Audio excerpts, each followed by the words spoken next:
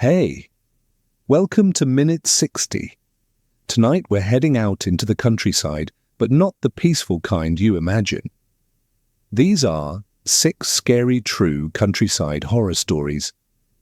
Lonely farmhouses, dark back roads, empty fields, and the eerie silence that hides what might be watching you.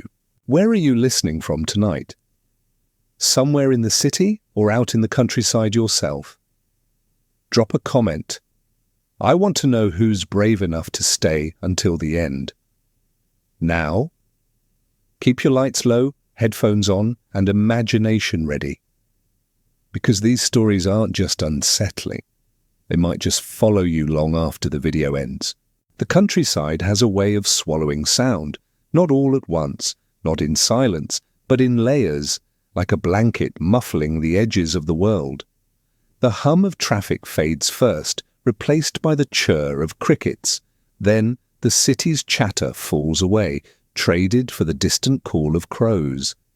By the time you're standing at the edge of a dirt road with grass brushing your knees, it feels like the rest of the world has gone missing. I remember that drive, the way the asphalt thinned into gravel, how the tall trees closed in above the road like ribs knitting together. My phone had lost signal miles back, but I wasn't worried, at least not yet. I kept telling myself it was only temporary, that I'd get a bar or two once I crested the next hill. The countryside always feels older than it should. The barns are collapsing, the mailboxes rusted through, and the paint on the fence posts has peeled into curls that look like old skin. Even the air feels aged, damp, earthy, the kind that clings to your clothes and smells faintly of moss. When I stepped out of the car, I noticed how quickly the sound of my own engine vanished into that vast, open quiet. No wind, no movement. Just that heavy, listening stillness, as if the fields themselves were holding their breath. I had to stop for directions, or at least to get my bearings, but the dirt road stretched out in both directions, empty. The only sign of life was a crooked farmhouse in the distance, its windows blank and reflecting the last gold light of evening.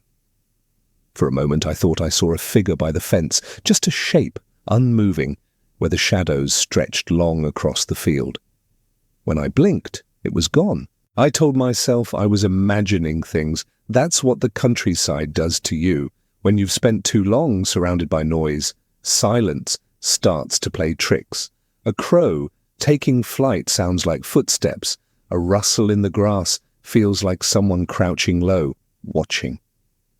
Still, something about that place already unsettled me.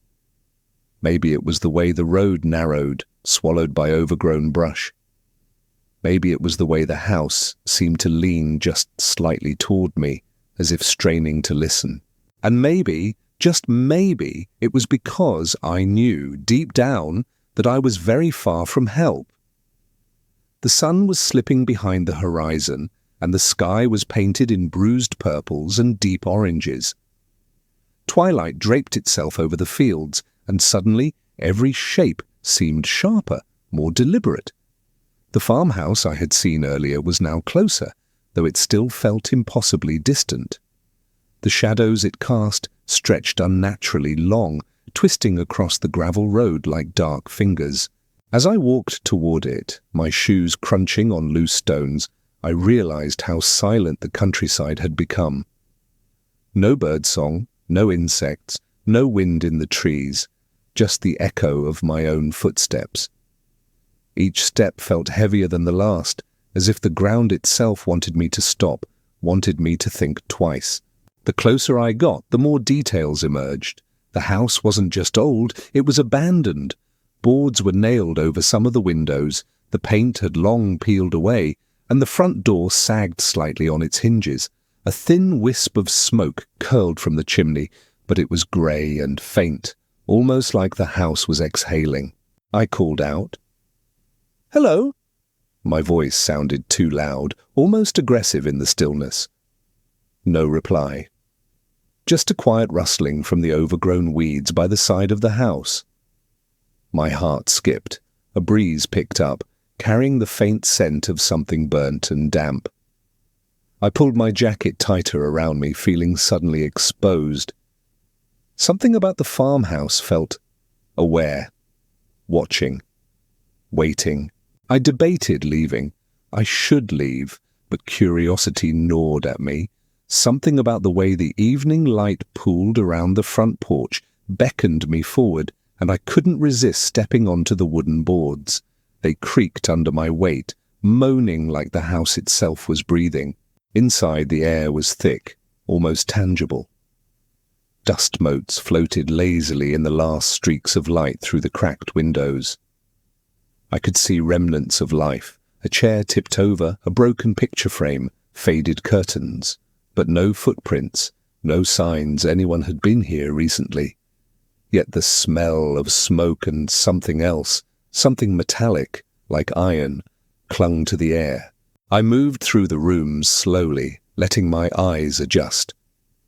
Each shadow seemed alive, each corner holding a secret. And somewhere deep in the house I thought I heard it. A whisper, faint and almost imperceptible. I froze. The sound stopped. My own breathing seemed deafening now. Outside, the sky darkened further. The first stars appeared, small pinpricks of light, indifferent to the unease below. And as night fully descended, I realized that this wasn't just a quiet countryside evening anymore. Something had shifted. The farmhouse, the shadows, the silence. They were no longer just scenery. They were participants, and I was the intruder. The night had settled completely now. The darkness felt heavy, pressing against the windows, pooling in corners, and clinging to every surface. The farmhouse was silent in the usual way of abandoned places, but not quite. There were small signs, subtle shifts that made the hairs on my arms rise. A floorboard creaked behind me. I turned sharply, expecting nothing. The hallway was empty. My pulse quickened. I told myself it was the house settling. Old houses make noises at night. But the sound repeated, not at random. It followed me, softly, deliberately. I moved into the kitchen, where the remnants of old life lay scattered. A rusted kettle, a chipped mug, and a table coated in years of dust. And then I saw it, a faint smear on the counter, reddish-brown and sticky. I leaned closer, heart hammering. It was old, dried, but unmistakable. Something had been here. Something human, maybe not so long ago. The wind outside picked up, rattling the shutters, and a strange whistling sound accompanied it. But it wasn't the wind. It was higher, sharper, almost like a voice or a warning. I froze, listening. The farmhouse seemed to respond. Shadows shifted across the walls, though no one could be there. I tried to steady myself.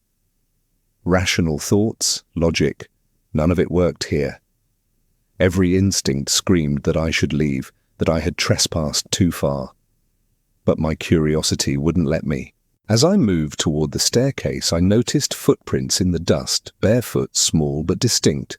They didn't match my own, and they weren't old. Someone had been here recently. Or something. A sudden gust blew the door open, slamming it against the wall with a deafening crack. My heart jumped. I rushed to close it, fumbling with the latch. The wind stilled as quickly as it had come, leaving an unnatural, suffocating quiet. That quiet was worse than any noise, because it felt expectant. Watching. I climbed the stairs slowly, each step creaking ominously. Halfway up, I paused. From the darkness above, I thought I heard it. A soft whisper. Go. Or maybe it was stay. I couldn't tell. My hands shook, but I pressed on, knowing that turning back now would feel like running from something already inside the house. The top of the stairs opened into a long hallway, lined with closed doors. Faint light leaked from under one, flickering like a candle, but the bulbs had long since burned out. My stomach turned. I didn't want to go in, but the feeling that someone, or something, was waiting made me step forward anyway. The night had changed. The farmhouse was no longer just abandoned. It was alive. And I could feel it, breathing around me, tightening its grip, drawing me deeper into its secrets. The hallway stretched ahead, narrow and suffocating. Every door I passed seemed to breathe, expanding and contracting subtly, as if the house itself were alive. The faint, flickering light from beneath one door grew stronger, then vanished, leaving only darkness behind. A cold draught brushed my neck, sharp and sudden, making me shiver. I turned, half expecting someone to be there. But the hallway remained empty. My footsteps echoed, and with each echo I felt a strange weight pressing on my chest, a suffocating heaviness that made it harder to breathe. Then I noticed it. Scratches on the walls. Long, jagged, as though claws had been dragged along the plaster. They weren't fresh, but the edges were unnaturally sharp, like they had been preserved by something hungry in the shadows. I tried to rationalize it. Rats, maybe, or branches scratching against the siding outside, but the more I looked, the less I believed my own excuses. The air smelled faintly metallic now, like blood or rust, and it made my stomach churn. A low creak sounded from above, from the ceiling, or maybe the attic. My pulse jumped. I strained my ears. There it was again, a whisper. Indistinct, almost melodic, curling around my mind. "Why are you here?" My hand gripped the door handle of the flickering room. Inside, the floor was bare, save for a few broken floorboards, but the shadows seemed wrong, too deep, too solid, pooling unnaturally in the corners. I felt eyes on me, not just eyes, dozens of unseen, unblinking eyes tracking my every move. I wanted to run, but my feet refused. Something held me, invisible but unyielding, forcing me to step further inside. A shiver ran down my spine as the air grew colder, biting at my skin like icy fingers. Then a sound, soft, deliberate, behind me. Something shuffled in the hallway. I spun, heart hammering. Nothing. But I knew it wasn't nothing. The house had secrets, and now it was aware that I had found one of them. I stumbled back toward the door, my fingers scraping the wall for balance. The whispers grew louder, overlapping, impossible to distinguish. Each one seemed to echo my own fears, my own doubts, turning them outward into something tangible and threatening. By the time I forced myself into the hallway, the darkness had thickened, closing in from both ends. The sense of being watched didn't leave. In fact, it intensified, pressing in on me from every direction. And I realized something terrifying. I was not alone. I could feel it now.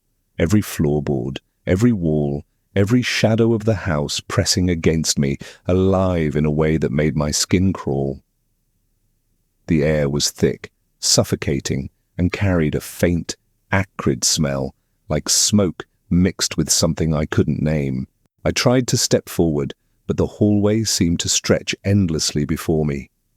Each step felt heavier than the last, as if the house itself were weighing me down, testing my resolve. The shadows weren't shadows anymore. They moved independently, creeping along the walls, pooling in corners, curling toward me like black smoke. Then I heard it clearly, a soft, deliberate whisper from somewhere behind me. "Don't leave." I spun, but there was nothing. Only the distorted shapes of furniture twisted in the low light. And yet I felt it. Eyes, dozens of them, watching from the corners, from behind the walls, from the very darkness itself. A floorboard creaked under my weight, but then I realized, no, that wasn't me. Something else was moving upstairs, pacing slowly, patiently. The sound of dragging, like fingernails on wood, followed me from room to room. My hand found a door, one I hadn't noticed before, and I opened it with trembling fingers. Inside, The room was empty, save for a single chair facing the wall. I felt drawn to it, compelled to approach. And as I neared, I saw markings on the floor, strange symbols scratched into the wood, darkened with age and something far more sinister. The room seemed to pulse, breathing around me. The shadows stretched, writhing, forming shapes that I almost recognized, but couldn't. Faces. Twisted, silent faces pressed against the walls, reaching for me. The air grew colder, the whispers louder, now overlapping, merging into a cacophony that seemed to echo inside my skull. I stumbled backward, nearly tripping over a loose floorboard. The door slammed shut behind me with a force that rattled the walls. My heart pounded, my lungs burned, and the whispers didn't stop. They circled me, surrounding me, accusing me, daring me to move. Somewhere above, or maybe below, I heard a slow, deliberate knock. Then another, and another, each one heavier than the last, measured as if the house itself were counting down, waiting for something. I knew without thinking that I had crossed a line. The farmhouse wasn't just a building, it was alive, and now it knew I was here. The house had changed. It wasn't the same building I had entered. The hallways stretched longer, the shadows thicker, the air colder, almost tangible, pressing against my skin. Every step I took felt like I was sinking, like the floor itself resisted me. I could hear it now, breathing, not my own, slow, deliberate, echoing through the walls, around the corners, behind every door. I tried to tell myself it was the wind, the creaking of old wood, but the rhythm matched mine too closely, like it was watching, learning, waiting. The symbols from the previous room burned into my memory. I didn't understand them, couldn't make sense of their jagged, twisted shapes, but I could feel their intent, malevolent and patient. The shadows from the walls seemed to reach for me, stretching thin tendrils along the floor, climbing my legs. I stumbled into another room, empty, silent, but the air felt thick, heavy, as though it was trying to suffocate me. Then I saw it, a figure, barely visible in the darkness, crouched in the corner, not moving, just waiting. My instincts screamed to run, but my legs refused, frozen as if rooted to the floor. I blinked. It wasn't there. A whisper curled around my ears. "You shouldn't have come." It wasn't a voice, not exactly. It was in my head, inside me, twisting my thoughts.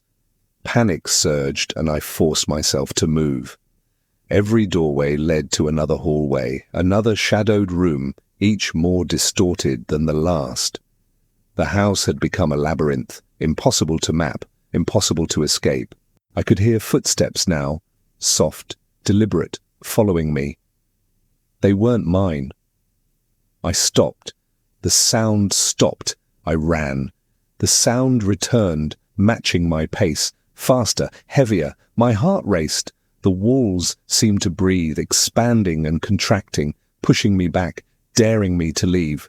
Then the whispers multiplied, layering over each other, mocking me, accusing me, demanding I stay. The room I entered felt alive. The floorboards pulsed beneath me, and I realized with horror that the house was aware of me, feeding off my fear, shaping the darkness to trap me further. And in that moment I understood the farmhouse wasn't just abandoned, it was waiting, always waiting, and now it had me. I couldn't see it. Not fully, but I could feel it, shifting in the shadows, coiling around the corners of the room, wrapping the air itself around me like a cage. The whispers had grown into a cacophony, voices overlapping, urgent, pleading, threatening. My own heartbeat sounded deafening in my ears. Then the room changed, walls warped, the ceiling lowering as if the house itself leaned in. The shadows pooled into a thick darkness at the far end, moving with purpose, writhing like living things. My legs shook as I backed toward the door. It slammed shut before I could reach it, knocking me off balance. A figure emerged from the darkness, tall, distorted, its form shifting, impossible to focus on. Eyes, if you could call them that, glowed faintly, reflecting every ounce of fear in me back at me. It wasn't human, not entirely, yet it moved with a cruel intelligence. Every step it took made the floorboards creak, each one echoing like a drum in a nightmare. I stumbled backward, tripping over debris. The entity didn't need to chase me, it was everywhere. The walls pulsed with its presence, and the whispers now screamed, "Stay." Forever. My mind raced, trying to find an exit, a hiding place, anything. But the house had swallowed the possibility of escape. The figure advanced slowly, deliberately, each movement a reminder that it was not bound by the normal rules of space or time. The air grew icy, the scent of decay filling my nostrils. Shadows twisted into grotesque shapes, faces, hands, mouths, opening to scream silently at me. The whispers had become unbearable, drilling into my skull, making it impossible to think, impossible to breathe. I reached for the door again. It refused to open. The entity's presence was pressing, bending the room, the very house around me. I realized with a cold certainty that this place had always wanted me here. I had trespassed, and now it had me, fully, completely. A sudden movement. The figure darted closer, faster than humanly possible, and in that instant I knew. I wasn't just afraid, I was trapped, alone, surrounded, consumed. The house exhaled, and I felt it, an overwhelming, suffocating weight, as though every shadow, every corner, every breath of air conspired against me. And then the darkness swallowed me entirely. Silence returned. Or maybe it wasn't silence, just the absence of sound I could recognize. The shadows lingered, long and dark, stretching across the floorboards like spilled ink.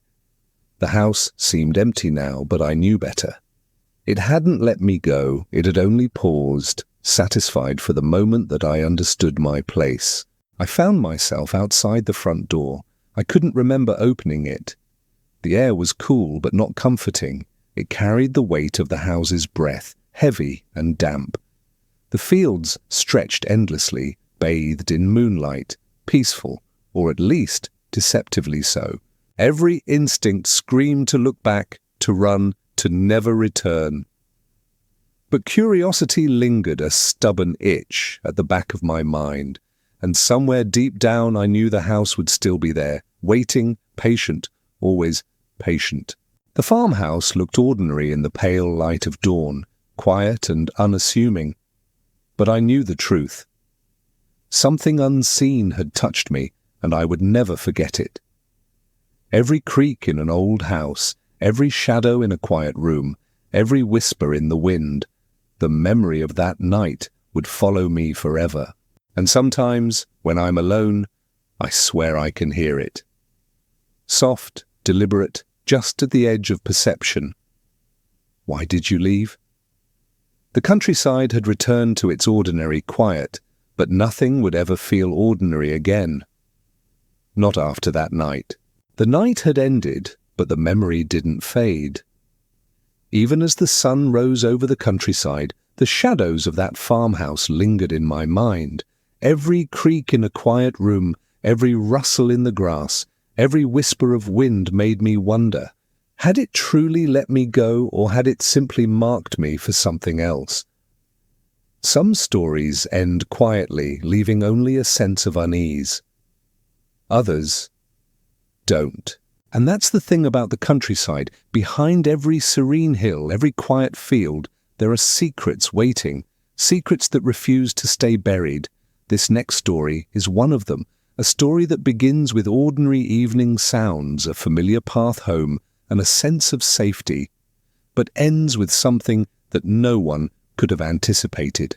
It's time to step into the shadows once more and discover what horrors hide just beyond the light. The road was empty, stretching straight into the fading evening light. Streetlights flickered lazily, their glow barely reaching the cracked pavement. Everything felt ordinary, calm, too calm. That quiet is the kind that presses against your chest, the kind that makes every sound stand out, every movement sharper than it should be. I had just finished a long day and was driving home along a country lane I'd travelled countless times. The familiar trees lined the road like silent sentinels, leaves rustling faintly in the wind. But tonight, the rustling felt different, sharper, intentional, like someone or something was moving with them. As I drove, the rearview mirror caught something at the edge of my vision. A figure, maybe a person, maybe just a shadow, standing motionless by the side of the road. I blinked. Nothing. Just the way the evening shadows stretched. I told myself I was tired, imagining things. That's what happens when the mind wanders too long in the quiet countryside.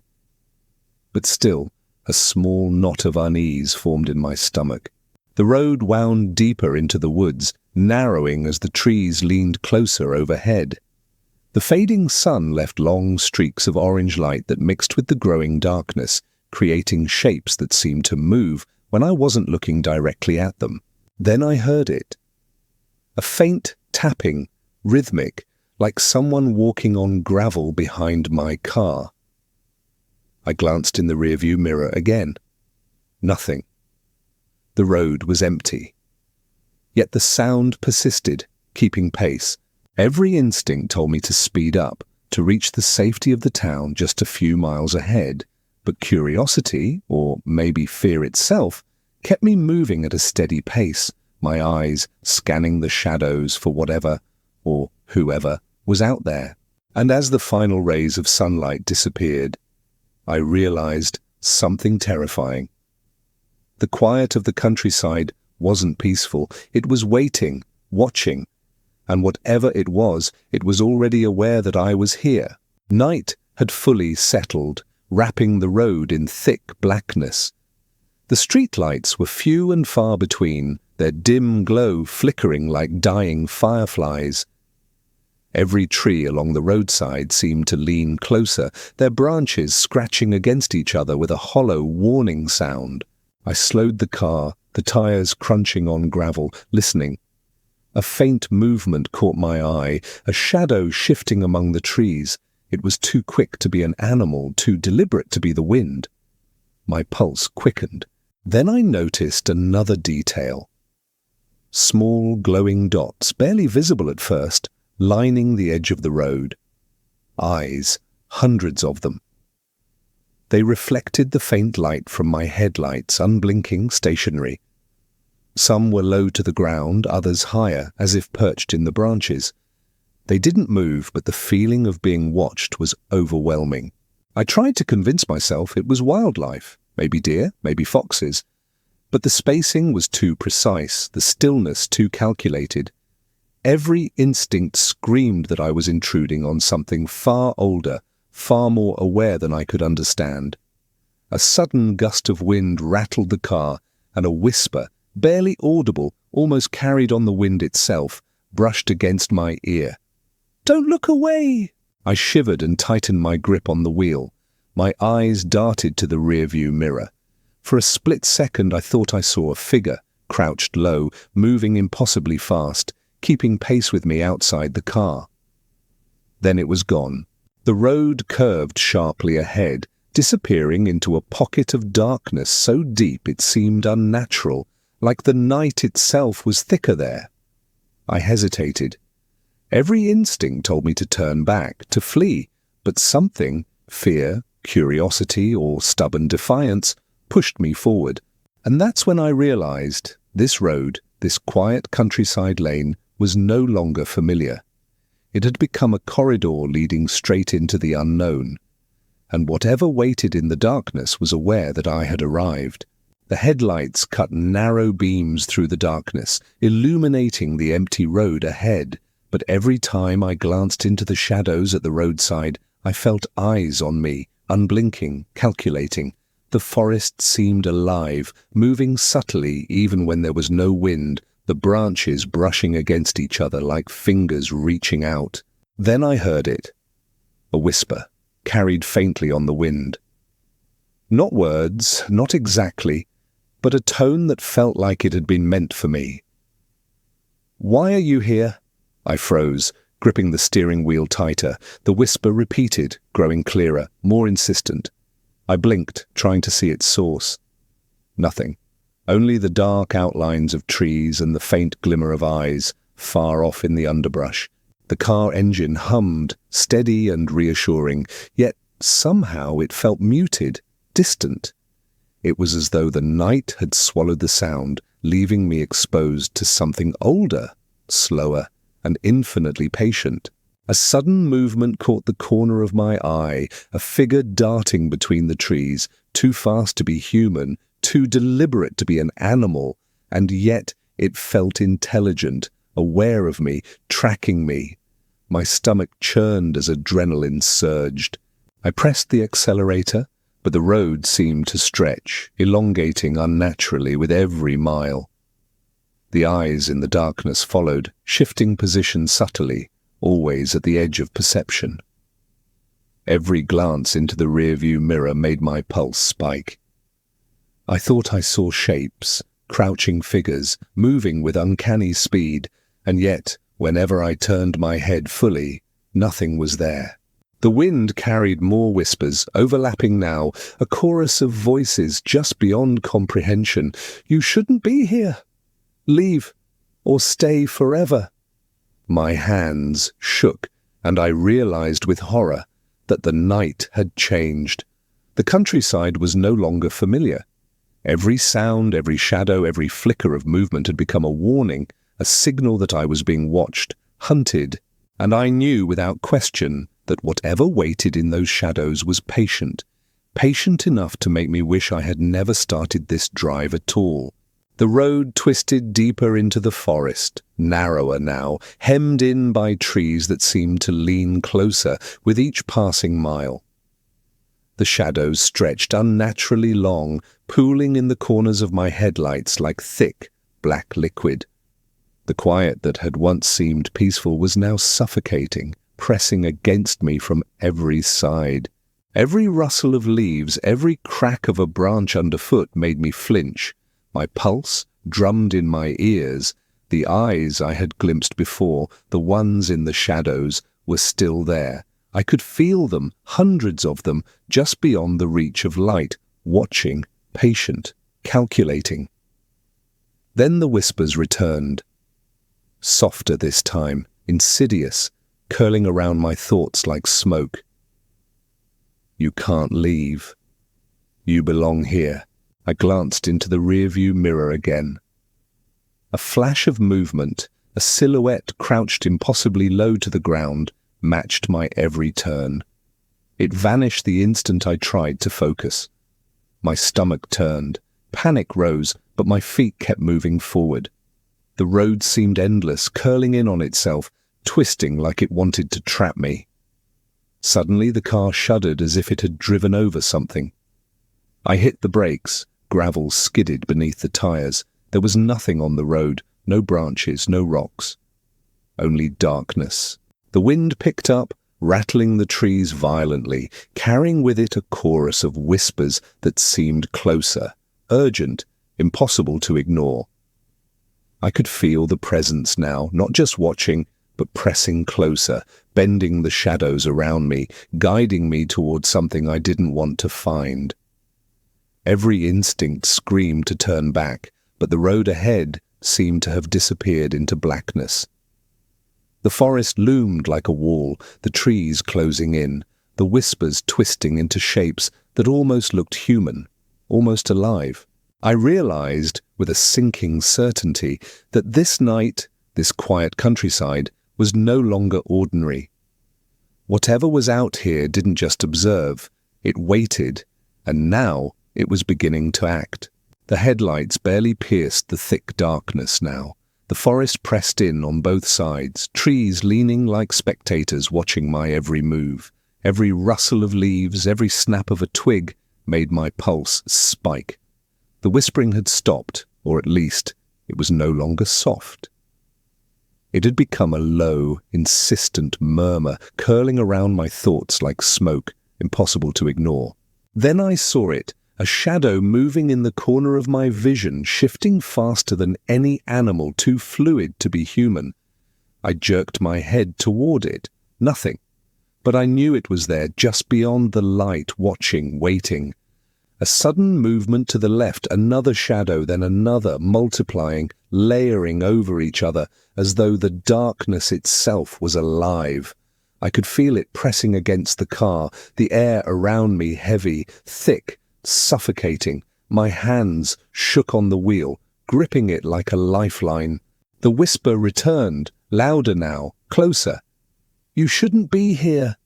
Turn back, or stay forever." I slammed on the brakes as something darted across the road in front of me.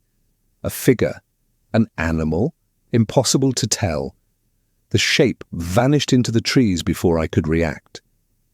My chest heaved, and I realized I could hear the soft crunching of footsteps in the underbrush, matching my every movement, perfectly synchronized, yet invisible. The road ahead seemed to twist unnaturally, elongating, bending in ways that defied logic. Every mile I traveled, the darkness thickened, pooling at the edges of the headlights like liquid. I tried to calm myself, rationalize it, convince myself I was exhausted, imagining things, but every fiber of my being screamed that I was not alone. And then I felt it, a presence inside the car. Not a physical thing, but a weight, a pressure, like the shadows themselves had seeped into the vehicle. The temperature dropped, icy fingers brushing against my neck. My breath came in shallow, quick gasps. The whispers had become voices, multiple, layering over each other, indistinguishable, urgent, threatening. And I knew, in that frozen moment, that whatever was out here wasn't just following me, it was learning me, studying me, preparing for the moment it would strike. The road had become a tunnel of black, the trees pressing in from both sides, twisting overhead into impossible angles. My headlights barely illuminated the way forward, and the shadows along the roadside had grown thicker, more defined, as if they were solid, moving entities rather than mere absence of light. I could hear them now, not whispers, but deliberate footsteps, crunching, pacing, keeping perfect time with my own movements. I slammed my foot on the accelerator, but the road seemed to stretch, elongating unnaturally, as if the forest itself were bending to keep me inside. Every instinct screamed to flee, but no matter how fast I went, the darkness followed, closing in. I glanced into the rearview mirror. Shapes crouched in the shadows, impossibly fast, impossibly silent, always just at the edge of perception. A sudden, icy gust rattled the car, making the trees sway violently. The whispers returned, overlapping now into a cacophony. "You cannot leave! You belong here!" I tried to call out, but my voice caught in my throat. The air was thick, suffocating, almost tangible, pressing down on my chest, making it hard to breathe. The headlights flickered, shadows twisting, multiplying. Faces, dozens of them blurred and grotesque, seemed to leer from the edges of the forest. I pressed on, but the road no longer seemed familiar. Every turn looked the same, every stretch of gravel repeated endlessly, trapping me in a labyrinth. Panic clawed at me, but there was nowhere to go. Every instinct, every thought, told me I was being guided deeper, not forward. Then I felt it, something brushing against the car, not physically but through the air itself, like a weight pressing in. The darkness was no longer passive, it was alive, watching, hunting.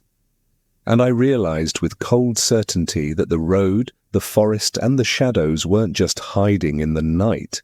They had claimed it as their territory, and I had wandered straight into it. The whispers became screams, urgent, overwhelming, echoing inside my mind. Stay. Forever. And in that instant, I understood I wasn't just lost. I was trapped. Completely. The darkness had thickened into a living weight, pressing from every direction. The trees were no longer just trees, they were distorted, looming forms, their branches clawing at the air, stretching toward me. Shadows pooled and twisted at the edges of my headlights like black water, moving with intent. I could feel it now, not just watching, but aware. Patient, calculating, intelligent. It wasn't a human presence, not entirely. Its shape was ever-shifting, vague in the darkness, but the sense of malevolence was undeniable. A whisper erupted inside my mind, clear and deliberate. You cannot leave. Not tonight. I tried to drive faster, but the road bent unnaturally, curving back on itself as if I were running in place. Shapes emerged in the shadows, tall, crouched, crawling along the sides of the road, their eyes glowing faintly, unblinking, unyielding. The car shuddered as if something had slammed against it. My pulse raced. The air grew icy, carrying a scent of decay, like earth turned over after years. The shadows pressed closer, thickening, forming humanoid silhouettes that twisted and writhed unnaturally. I tried to scream, but the sound was swallowed, leaving only the chorus of whispers, "Stay, forever. You belong here." Then, a movement directly in front of me. The figure, or entity, lunged from the darkness, impossibly fast.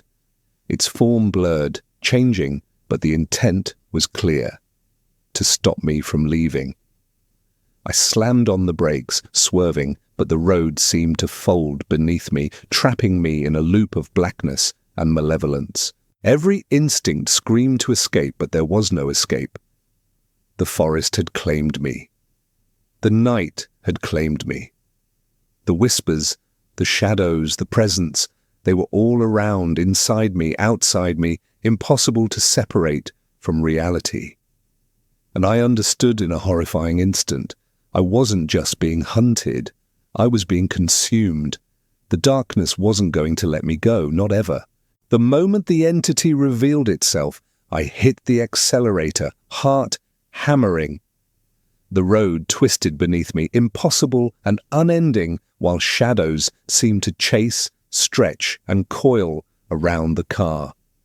Every turn I took led to another bend, another patch of darkness that felt alive. The whispers had returned, now a chorus of urgent, fragmented phrases. "You cannot leave. Run. Stay." The air was icy, thick, carrying the metallic scent of something old, something rotting. My hands shook as I gripped the wheel, knuckles white, trying to focus, trying to navigate the impossible road. Every glance into the rearview mirror made me flinch. Shapes crouched at the edge of the headlights, moving faster than any human could.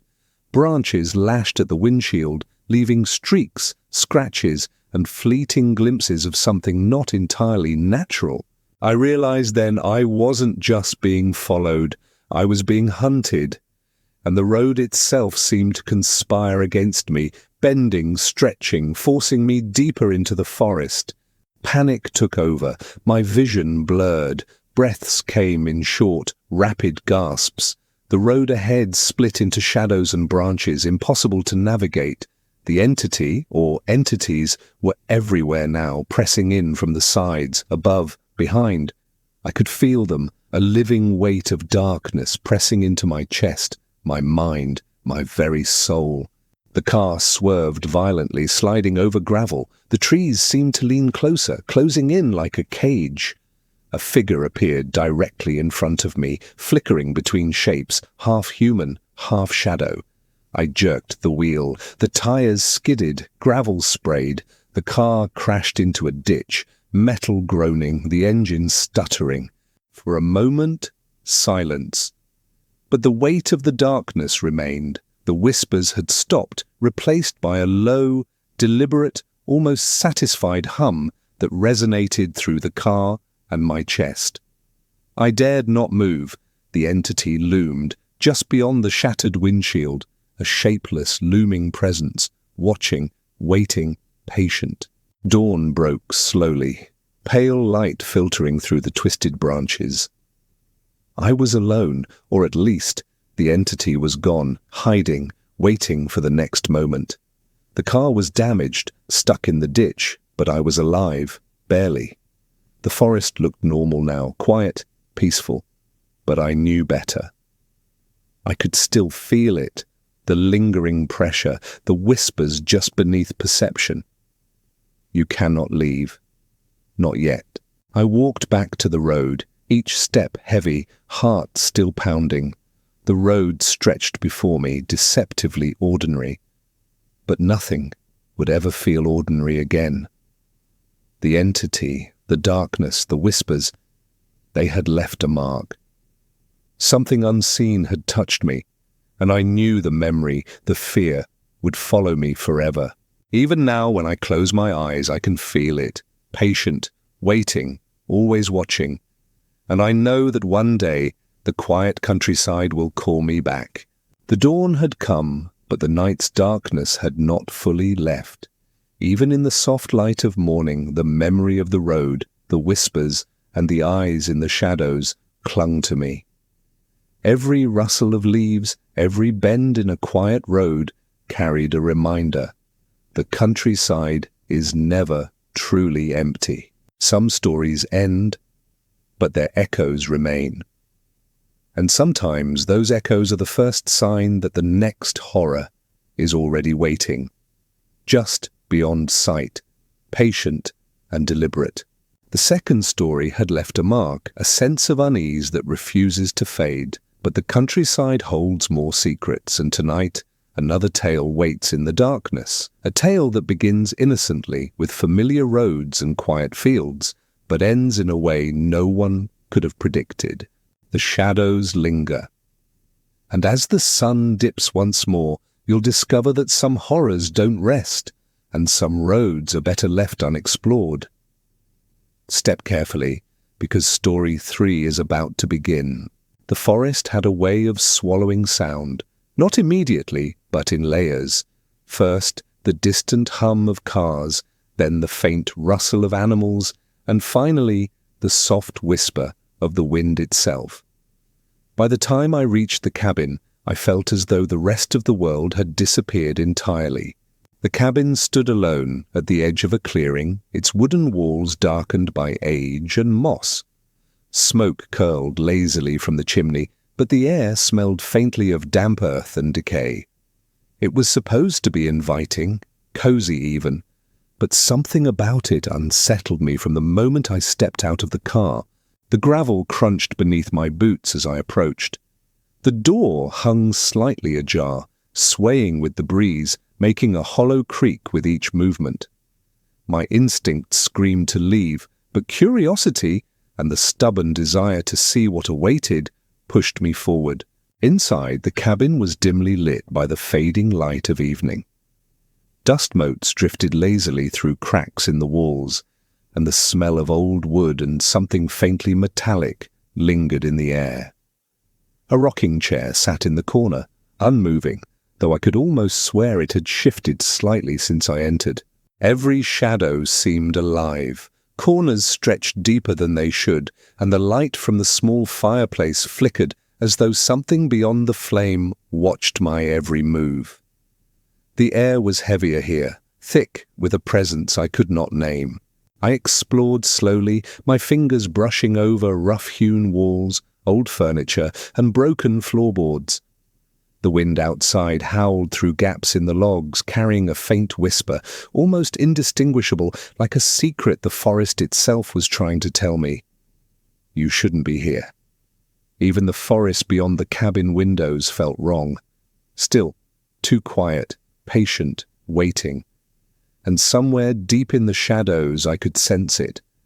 Unseen eyes, following, studying, calculating.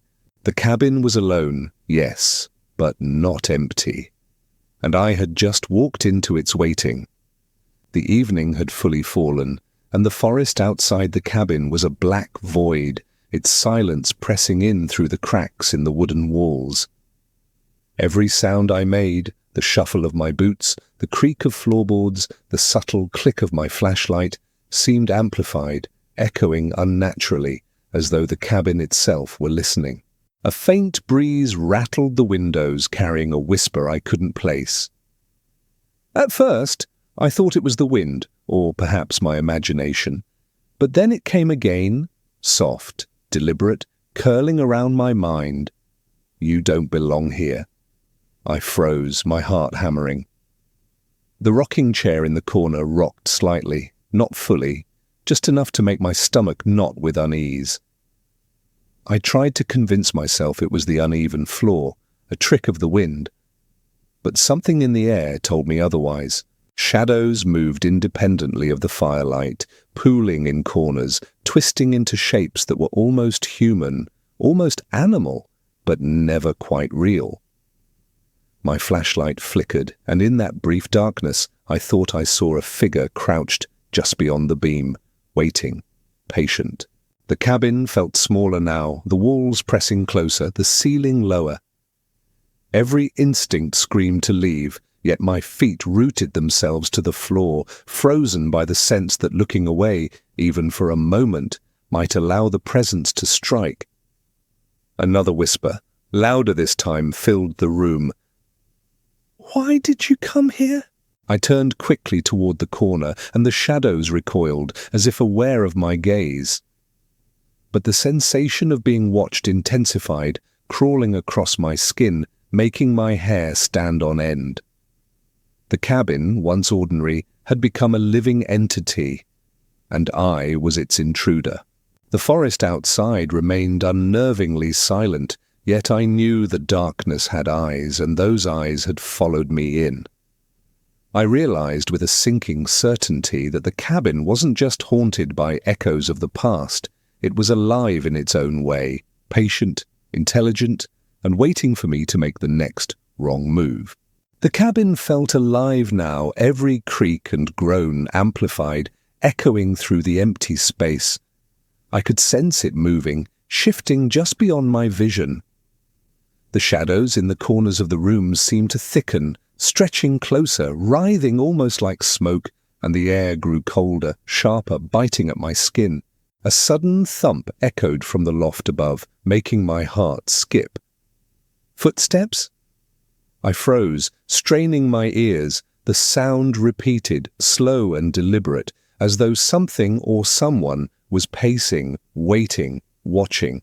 I took a tentative step forward. The floorboards groaned under my weight, yet I couldn't shake the feeling that the noise was secondary. The real sound was deeper, something low, resonant, almost inside my chest. The whispers returned, soft and insistent, curling around my thoughts. You shouldn't be here. Stay. I swung the flashlight toward the corner of the room, and the shadows recoiled slightly, as if acknowledging my gaze.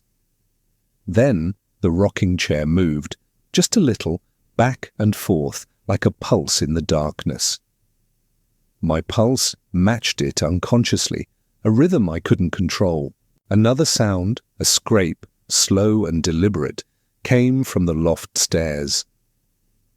I realized the cabin wasn't just haunted by echoes, it was aware of me. Every instinct screamed to leave, but every step toward the door felt heavier, as if the cabin itself resisted my escape. The whispers grew louder, layering over one another, becoming a chorus of urgency and threat. You can't leave. You belong here. And then from the loft, a shadow detached itself, sliding silently down the stairs. Its form was vague, neither fully human nor animal, but its intent was clear. It was aware of me, calculating, patient, and I understood that I had crossed a line. The cabin had waited for a visitor, and now it had one. The air inside the cabin grew colder, thickening with a weight that pressed against my chest. Shadows no longer merely clung to the corners. They stretched across the floor, crawling toward me in slow, deliberate waves. Every flicker of the flashlight made them twist, forming shapes that almost resembled faces, mouths opening in silent screams. The figure from the loft moved with impossible speed, sliding along the walls, remaining just beyond the reach of light, observing, calculating. My instincts screamed at me to run, but the cabin seemed to contract around me, hallways and corners bending, doors closing farther away than they had been moments ago. A whisper brushed my ear, colder than the night outside. "You cannot leave." Not yet. The rocking chair in the corner moved violently now, as though propelled by invisible hands. Floorboards creaked under weight that wasn't mine.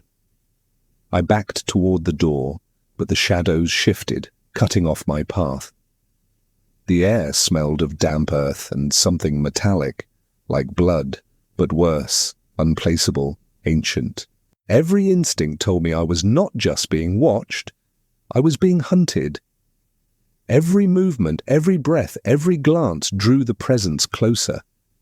The cabin had become alive with intent, a predator that knew the limits of my fear and used it against me.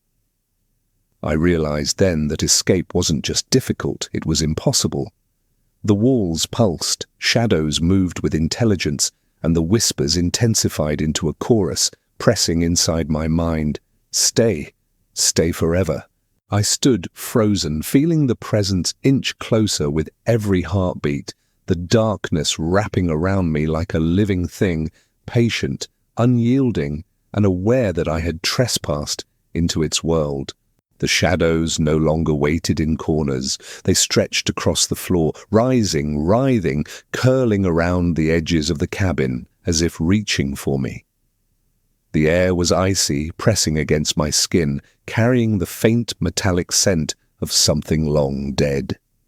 Every breath I took felt like inhaling the darkness itself. The figure from the loft appeared closer now, shifting fluidly between shapes, sometimes humanoid, sometimes more monstrous. Its presence was everywhere at once. I could feel it pressing against my back, brushing along my arms, whispering in my ear. A low creak came from the ceiling, followed by a scraping sound across the floorboards. The rocking chair swung violently on its own. My flashlight flickered, revealing dozens of indistinct forms pooling around me, moving in sync as though they were part of a single entity. "You cannot leave." The whispers hissed, growing louder, sharper, closer. I tried to run for the door, but the shadows thickened, folding the space around me. Hallways twisted, the ceiling seemed to lower, and every corner I turned revealed another darkness, another set of glowing eyes watching, waiting.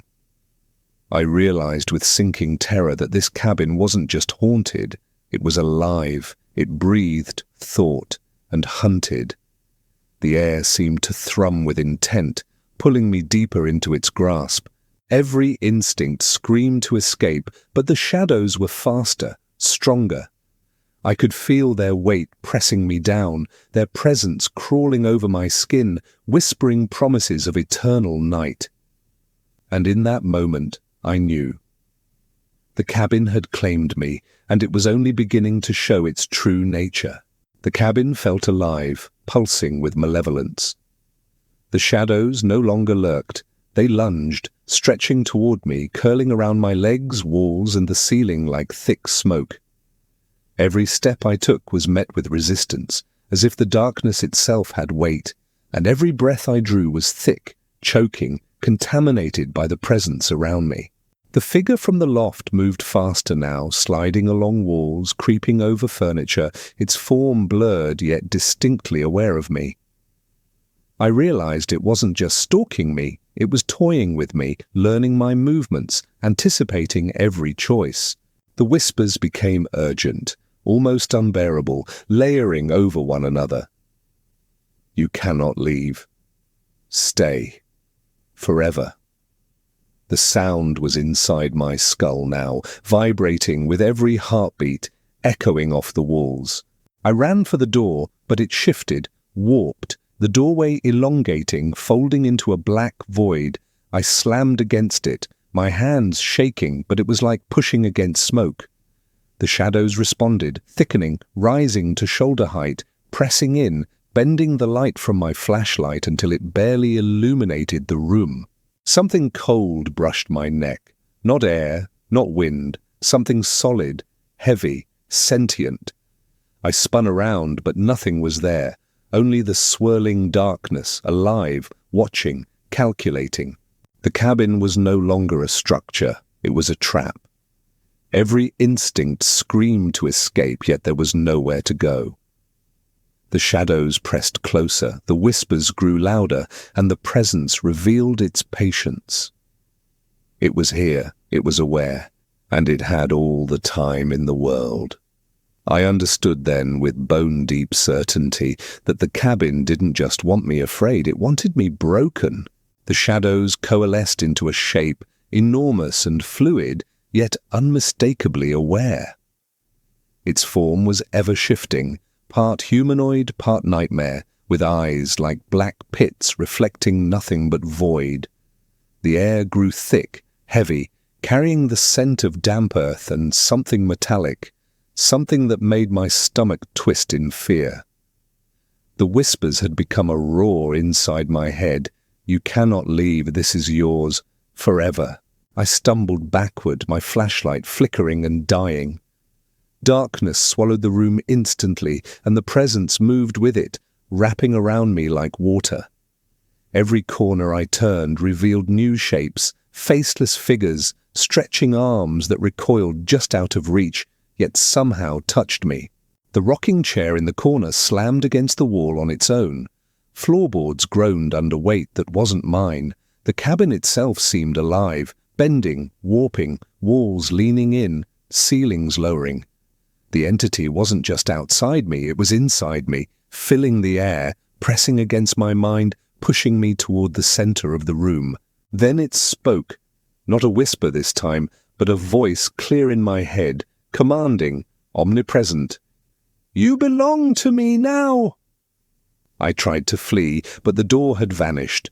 Windows were nothing but black voids. The only path was forward, deeper into the heart of the cabin. The shadows surged around me, enveloping my body, freezing my movements, coiling tighter with each panicked breath. I could feel the presence brushing against my skin, inside my bones, an intelligence beyond comprehension, a hunger beyond reason. The cabin had waited centuries for someone to trespass, and now I was caught, alive, aware, terrified. The darkness pressed in fully, and in that moment I realized the horrifying truth. There was no escape. The cabin had chosen me, and it never let go. Dawn never felt so heavy. The first light filtered through the warped windows, pale and hesitant, doing little to pierce the thick, oppressive shadows still clinging to the cabin.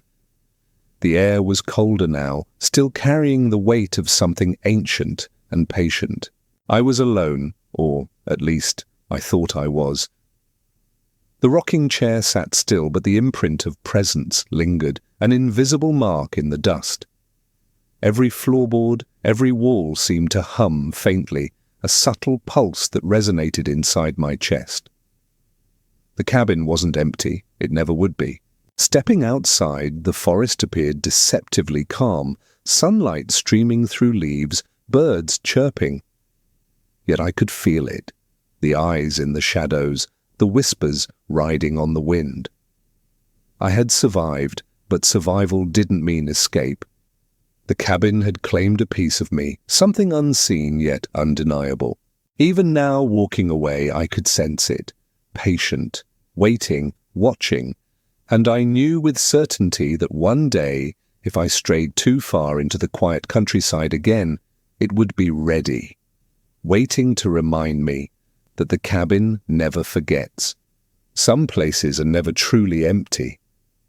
Some darkness is patient, and some horrors stay with you long after you think you've left.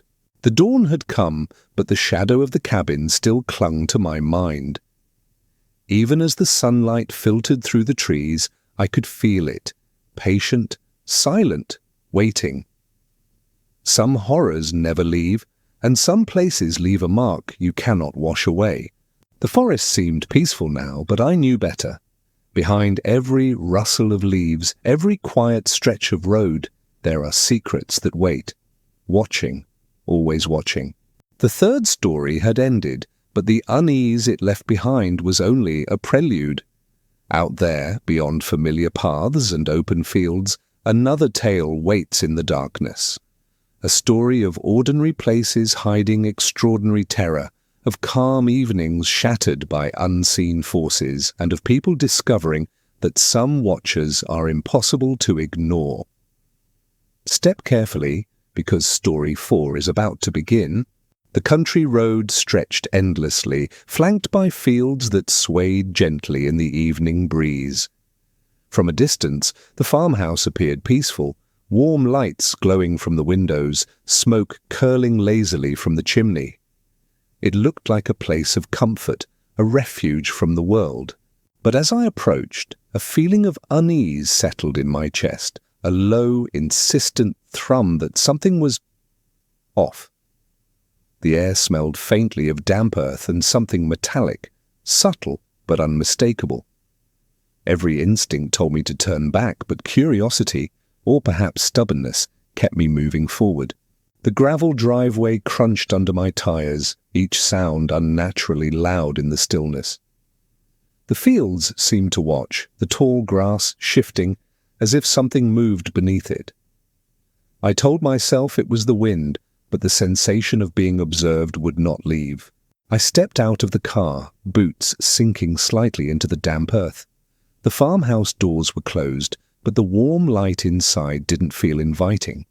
Shadows clung to the edges of the windows, twisting oddly, refusing to behave as natural shadows should. A sudden rustle from the barn beside the house made my pulse spike. Nothing visible moved, yet the sound was deliberate, measured, like someone or something was pacing, waiting. I walked cautiously to the front door. The wood was old, rough, splintered in places, and the doorknob felt icy under my touch, as if the house itself were resisting my entry. A faint whisper seemed to drift on the wind. "You shouldn't be here." The farmhouse had a presence, subtle but unmistakable. Watching. Waiting. I realized then that this wasn't just a quiet rural home. Somewhere beneath its ordinary exterior, something patient, something ancient, had taken root. And as I stepped inside, the door clicking shut behind me, I understood. I was no longer just visiting the farmhouse. I had walked straight into its waiting.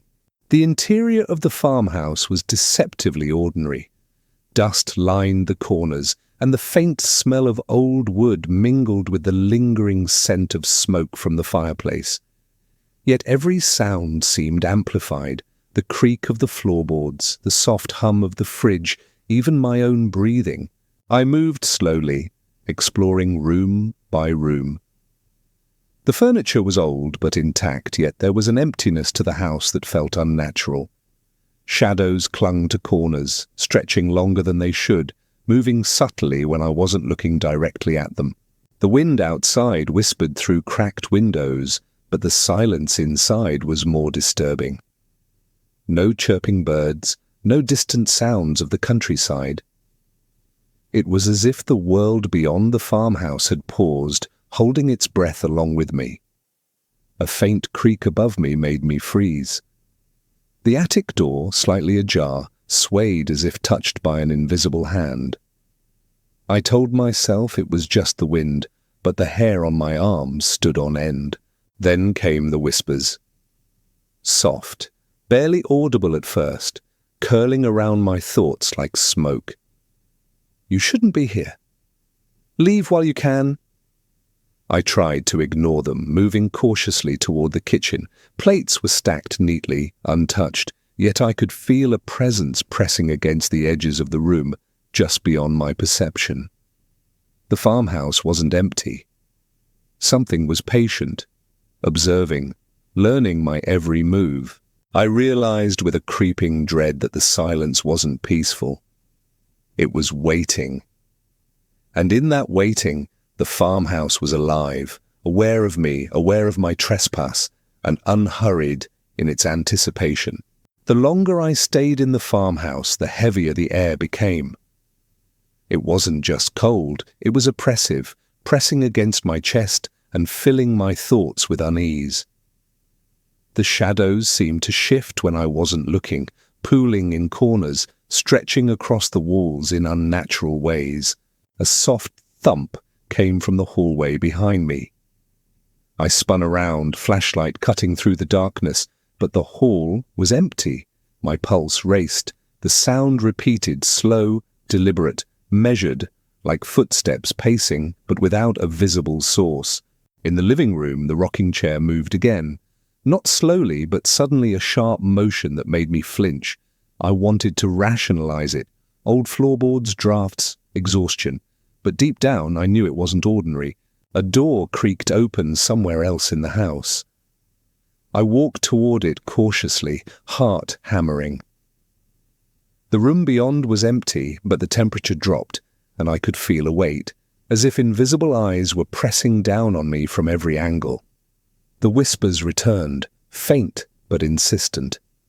"Why are you here? You say. You shouldn't have come." Every instinct screamed to leave, but the farmhouse had a way of bending perception. Hallways seemed longer, corners stretched unnaturally, and every window showed shadows where there should have been light. I realized then that the house wasn't just haunted, it was alive. It waited, patiently, watching, learning, and with every step I took, I felt the presence growing bolder, edging closer, testing the boundaries between the real and the unseen. The farmhouse felt smaller now, the walls pressing inward as if breathing. Shadows no longer lingered in corners, they stretched across floors, climbed walls, and seemed to coil around me. Every creak of the floorboards, every sigh of the old wood, carried an unmistakable weight, as if the house itself were alive and aware of my movements. A soft scraping sound echoed from upstairs. My heart raced as I followed it cautiously, flashlight shaking in my hands. The attic door was closed now, but I could feel a presence beyond it, patient, deliberate, waiting. The whispers grew louder, layering over each other in dissonant harmony. "You cannot leave. Stay. Forever." My own breath caught in my throat, shallow and rapid, as I realized the house wasn't just observing, it was interacting, testing my fear. The rocking chair began moving violently again, slamming against the wall with sudden force. Floorboards groaned under weight that wasn't mine. I backed toward the hallway, but the shadows shifted, blocking my path, bending the light from my flashlight, making every corner seem alive. I tried the front door, locked. Not by me, not by any physical means. It was as if the house itself denied me escape. Panic clawed at me. The air grew icy, and I could feel the unseen presence brushing along my skin, aware of my terror, amplifying it. The farmhouse had stopped being a building. It had become a predator, patient, intelligent, and fully aware that I had trespassed. I was trapped, and every instinct screamed that the darkness was closing in. The shadows had begun to move with intent. No longer confined to corners or the edges of the room, they crawled along the floors, twisting around furniture and pooling near the walls like living liquid. The air was icy and thick, each breath a struggle as if the darkness itself pressed against my lungs. A faint, sharp sound made me spin. There, just beyond the reach of my flashlight, a pair of glowing eyes stared back at me. Not a reflection, not human, but intelligent, aware, and calculating. The whispers returned, louder now, layering into an unbearable chorus. "You cannot leave. You belong here." The rocking chair slammed violently against the wall again, scattering dust and debris. Floorboards groaned under weight that wasn't mine. Every instinct screamed to run, but the house seemed to bend space around me. Hallways twisted, doors vanished, windows became nothing but black voids. I backed into a corner, flashlight flickering. The shadows surged closer, curling around my legs, reaching up like dark hands, testing my reactions. It felt alive, watching, learning, patient, but growing bolder by the second. Then the eyes shifted, and the figure, or figures, moved closer, sliding along walls and furniture with unnatural speed, stalking me like prey. I could feel their presence in my chest, brushing along my skin, whispering in my mind, "You cannot leave." The farmhouse was no longer a house. It was a living entity, and I was trapped inside its predatory gaze. Every heartbeat echoed in the thick, oppressive darkness, reminding me that the watchers were patient. And I was alone. The farmhouse no longer felt like a house. It had become a living trap, every wall, floorboard, and shadow pulsing with intent. The air pressed down on me, thick and heavy, each breath rattling in my chest. Every sound, my own heartbeat, the creak of the floor, seemed magnified, echoing unnaturally as if the house were amplifying my fear. The shadows moved with deliberate purpose, curling toward me, stretching and twisting, forming shapes that almost resembled faces, silent, watching, judging. The glowing eyes from before had multiplied, appearing in every corner, every patch of darkness, never fully visible but undeniably present. I ran to the door, locked. Not physically, but impossibly, as if the house itself denied me escape. Windows, once a source of light, were now black voids. The whispers swelled into a roar in my mind. "You cannot leave. Stay. Forever." The rocking chair in the corner slammed violently again, scattering dust, as if marking my futility. Every instinct screamed that the house was aware of me, learning, calculating, playing with me. The walls seemed to lean closer, narrowing the space, making it impossible to move freely. I could feel the unseen presence brushing against my skin, pressing into my mind, feeding off my panic. The farmhouse wasn't just haunted, it was alive, aware, patient, and it had chosen me as its prey. Every step, every movement was anticipated. There was no escape. There was only the house, the darkness, and the relentless pressure of something ancient, intelligent, and hungry. The darkness surged, thick and tangible, curling around me like a living thing. Shadows detached themselves from walls, pooling into grotesque shapes, writhing with intent. The glowing eyes multiplied, appearing everywhere at once. On the floor, the ceiling, the corners, as if the house itself were watching. A low, vibrating hum filled the air, resonating through my chest, through the walls, through the floor. The whispers had grown into a deafening chorus inside my mind. "You belong here. You cannot leave. Forever." I spun, trying to escape, but the hallways twisted, doors vanished, windows became black voids. Every instinct screamed to flee, but there was nowhere to run. The shadows pressed closer, coiling around my legs, my arms, brushing along my skin, a suffocating weight. Then, in the center of the room, the darkness consolidated into a single, massive form, shifting, fluid, horrifyingly aware. It was impossible to look at directly, yet I felt its gaze piercing into my mind, reading my fear, my panic, my very thoughts. The rocking chair slammed violently against the wall, floorboards groaned under weight that wasn't mine, and the air itself seemed to thrum with intent. The house had revealed its heart, and I was standing in its center. It reached for me, not physically, but in every way that mattered. The shadows, the whispers, the air, the very walls, they pressed inward, claiming me, merging with my terror until I was fully enveloped. In that instant, I realized the horrifying truth. The farmhouse didn't just haunt, it consumed, and I was its latest prey. The darkness didn't fully retreat, even after the initial surge.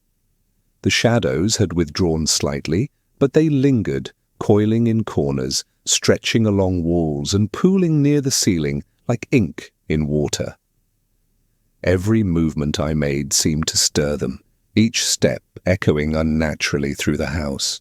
The air was icy and thick, carrying whispers that brushed against my mind in soft, deliberate waves. You cannot leave. Not yet. I shivered, realizing that the farmhouse's presence was patient, deliberate, and far from finished with me. The rocking chair sat still now, but the mark of its motion remained. Floorboards creaked as though holding the memory of every step I had taken. I touched the walls, and the cold seemed to seep deeper than the surface, into my bones, into my senses. The house had shown me its power, but it hadn't claimed me completely. Yet. The shadows waited, patient, aware of every twitch of fear, every heartbeat, every breath. The whispers hinted at intentions I couldn't yet comprehend, promises of return, of inevitability, of ownership. I backed toward the door. It remained locked, not by a key or a lock, but by the very will of the house itself. I understood then that I wasn't just a visitor. I had become part of its story, entwined with its darkness, and the presence would not forget. Even in the quiet moments when the house seemed calm, I could feel it, watching, patient, waiting. And I knew deep down that it was far from over. The farmhouse had become suffocating. Every corner, every hallway, every shadow pulsed with intent. The air pressed against me, icy and dense, carrying the low hum of the house's awareness. Every sound, my own breathing, the creak of the floorboards, echoed unnaturally as if amplified by the house itself, reminding me that I was not alone. The shadows moved with deliberation now, sliding along walls, curling around furniture, pooling in doorways. The glowing eyes that had haunted me earlier now appeared in dozens of locations simultaneously, unblinking and observing, patient but unyielding. I ran toward the front door, but the house resisted. Hallways twisted, doors disappeared, windows became black voids. Panic clawed at me, but every instinct I had was useless. The house anticipated my every move, testing me, learning my fear. The whispers surged again, deafening in my mind. You cannot leave. You belong here, forever. The voices layered over each other, echoing from all directions. I could feel them pressing into my skull, probing my thoughts, feeding off my terror. The rocking chair moved violently again, slamming against the wall. Floorboards groaned under weight that wasn't mine. Every instinct screamed to escape, yet there was nowhere to go. And then it became clear the farmhouse wasn't just haunted, wasn't just alive. It was a predator, patient and deliberate, and I had walked straight into its trap. Every heartbeat, every breath, every movement was now under its control. The presence closed in completely, and I understood with bone-deep certainty. There was no escape. Morning light filtered weakly through the farmhouse windows, but it brought little comfort. The shadows had receded slightly, yet the air remained heavy, thick with the presence that had hunted me through the night. Every corner seemed alive, every wall seemed to pulse, as if the house itself remembered my fear and relished it. I stepped cautiously through the rooms, noting the subtle signs of the previous night.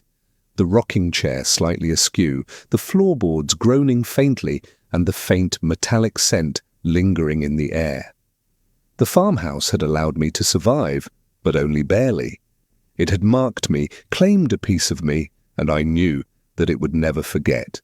Outside, the countryside seemed calm, the morning breeze gentle, birds singing softly. But I could feel it, the lingering presence, watching from just beyond the edges of perception. It was patient, intelligent, waiting for the moment it could reclaim me, or perhaps ensnare the next unwary visitor. Some places are never empty. Some darkness is patient, and some horrors never truly let go. I left the farmhouse behind, but unease clung to me like a second skin. Even in the bright morning light, the memory of shadows, whispers, and the relentless gaze of the house haunted every step. Some roads seem ordinary, familiar, safe, but occasionally One appears that shouldn't exist. A road that curves unexpectedly, that vanishes into the trees, or that appears only when you aren't looking. Story 5 begins on such a road, quiet, isolated, and deceptively calm. But those who venture down it often discover that the ordinary can hide extraordinary terror, and that the things watching from the edges are far more patient and cunning than anyone could imagine. Step carefully. The next story is already waiting. The road appeared suddenly, cutting through the countryside like a ribbon of black asphalt. It wasn't on any map, and I had no memory of ever seeing it before. The trees on either side arched over the road, their branches intertwining, forming a tunnel of shadow even in the fading daylight. As I drove, the world outside felt too quiet. No birds, no wind, no distant hum of life, just the soft crunch of tires over gravel where the asphalt had given way to patches of dirt. Something about it felt wrong, yet I couldn't turn back. Curiosity, or perhaps a stubborn need to understand, kept me moving forward. The forest pressed close to the road, dense and silent, shadows pooling in every gap between trunks. Every now and then, I thought I saw movement among the trees, a flash of something pale, a shape that didn't belong. Each time I looked, nothing was there. The air in the car felt heavier, almost electric, as though the road itself was aware of my presence. A faint chill seeped in through the windows, carrying a smell of damp earth and faint smoke. My pulse quickened, each heartbeat echoing unnaturally in my ears. Ahead, the road curved sharply, and for a moment I thought I saw a figure standing at the edge of the tree line. It was impossible to be sure. A trick of light, I told myself, yet the feeling of being watched tightened around me, wrapping like an invisible hand around my chest. I slowed the car, tension prickling at my skin. Every instinct screamed to turn back, but the road didn't offer that choice. It continued forward, dark and unyielding, and I realized with a sinking certainty that this was no ordinary path. The road was alive in its own way, patient, waiting, and I had just driven straight into its shadow. The deeper I drove along the road, the heavier the silence became. The forest pressed closer, shadows pooling unnaturally under the twisted branches. Each passing tree seemed taller, darker, more alive, as if they were leaning in to watch. A flicker of movement caught my eye. Just beyond the tree line, something pale darted between trunks. I blinked, and it was gone. Then it appeared again, further down the road, moving with impossible speed. It was just at the edge of my vision, always retreating when I tried to focus. The air grew colder, carrying a faint metallic scent that made my stomach twist. My headlights revealed glimpses of shapes among the shadows, figures too still to be alive, too deliberate to be random.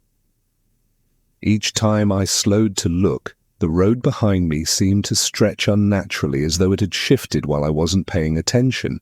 A whisper drifted on the wind, soft, almost imperceptible.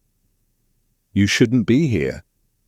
I shivered, heart hammering, telling myself it was the wind, or maybe the road playing tricks on me. But instinct screamed otherwise. Branches scratched at the car as I drove, scratching patterns that weren't random.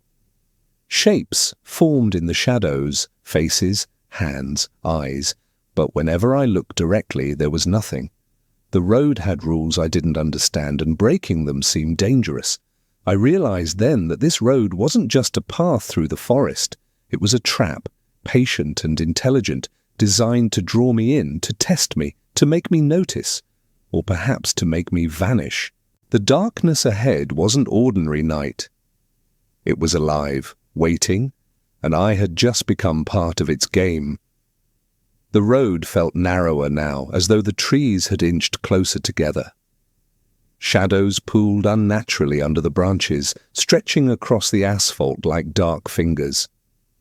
My headlights flickered, and in the brief flashes of light, I saw movement. Something crouched at the edge of the road, pale and silent. I slowed the car, heart hammering, gripping the wheel tighter. The figure didn't move in the usual way. It shifted unnaturally, almost gliding, and every time I tried to look directly, it vanished, only to reappear further ahead. A whisper rose on the wind, curling around my thoughts. "Why are you here?" The voice was soft, insistent, echoing in my skull. I tried to dismiss it, but the sensation of being watched pressed in, cold and deliberate. Then a flash of pale skin and dark eyes appeared directly in front of the car. I slammed the brakes, but there was nothing, just the road stretching empty, as if the figure had never been there. My pulse raced, and every instinct screamed that the presence wasn't just observing, it was testing me, learning my fear. Branches scratched along the roof of the car, though no wind stirred them. Shadows moved against the headlights, crawling along the road like living ink. The air was thick now, heavy, almost tactile, as if the darkness itself pressed against me, warning me, daring me to continue. I realized with a chilling certainty this road had rules I didn't understand, and I had just broken the first one. The entity, whatever it was aware of me now, patient, deliberate, and far more intelligent than I could comprehend. I gripped the wheel tighter, trying to convince myself I could outrun it, but the road had already started to bend around me, closing in, wrapping its shadows tighter, reminding me that I was no longer driving freely. The game had begun. The road seemed to stretch endlessly, yet every curve and shadow felt purposeful, designed to keep me inside its grip. My hands were clammy on the wheel, heart hammering as the darkness pressed in closer, thicker, almost alive. Movement flickered in the corners of my headlights, shapes that weren't there moments before, figures crouched, gliding just beyond clear vision. Every time I slowed, trying to get a better look, the shapes vanished, only to reappear further down the road. A whisper rode on the wind, curling inside my skull. "You cannot leave. Not yet." It wasn't coming from outside, it was inside me, echoing with my own racing thoughts. The road had begun to manipulate me, bending my perception, making every shadow seem alive, every sound amplified. Branches scraped violently against the car, though the wind was still. The asphalt beneath my tires seemed to pulse subtly, shifting like a living creature. I realized the road itself was aware, bending space around me, guiding me towards something I couldn't yet see. Then I saw it, just at the edge of my headlights, a figure standing motionless, pale, unnervingly still. Its eyes glowed faintly, black pits that seemed to suck the light away. My stomach twisted with fear. I blinked, and it was gone. Every instinct screamed to flee, but there was no escaping the road. It twisted, narrowed, and expanded in impossible ways, keeping me inside its grip. The entity wasn't just following, it was playing, testing my fear, learning my reactions. I realized with a cold certainty the road had claimed me, at least for now, and it wasn't done yet. The road no longer felt solid beneath my tires. Patches of asphalt seemed to ripple, as if the surface itself was bending. Trees leaned unnaturally, their trunks curling toward the car, branches brushing the roof with deliberate weight. Every shadow stretched longer than it should, pooling unnaturally across the road, forming shapes that were almost human. I glanced in the rearview mirror. Nothing. But then, just for a heartbeat, I saw a figure standing directly behind the car, impossibly still. When I blinked, it was gone. The whispers returned, sharper now, slicing through my thoughts. "You cannot leave. Not tonight. Not ever." The voice wasn't outside, it was in my mind, echoing every fear I had, amplifying it, wrapping it around me like chains. The road twisted ahead, forming impossible angles, curves that should have been physically impossible. Every turn seemed to lead me deeper into the forest, yet I hadn't consciously changed direction. The entity was bending reality, reshaping the road to keep me trapped. A flash of movement to the side, shapes darting just beyond the headlights. Hands? Faces? Eyes? I couldn't tell. The shadows were no longer content to merely follow. They were closing in, moving with intelligence, responding to my panic. I gripped the wheel tighter, realizing with dread that this wasn't just a road. It was a living trap, patient, aware, and far older than any of the trees surrounding it. And I was caught in the center, at the mercy of something that manipulated both space and fear itself. Every instinct screamed to escape, but the entity had already anticipated that. The road had become a labyrinth of shadows, whispers, and impossible curves, and I was running out of options. The forest around the road seemed to pulse with life. Shadows twisted unnaturally, crawling along the asphalt as if reaching for the car. Every turn of the wheel felt like walking deeper into a trap, and every glance outside the headlights revealed shapes that weren't quite real.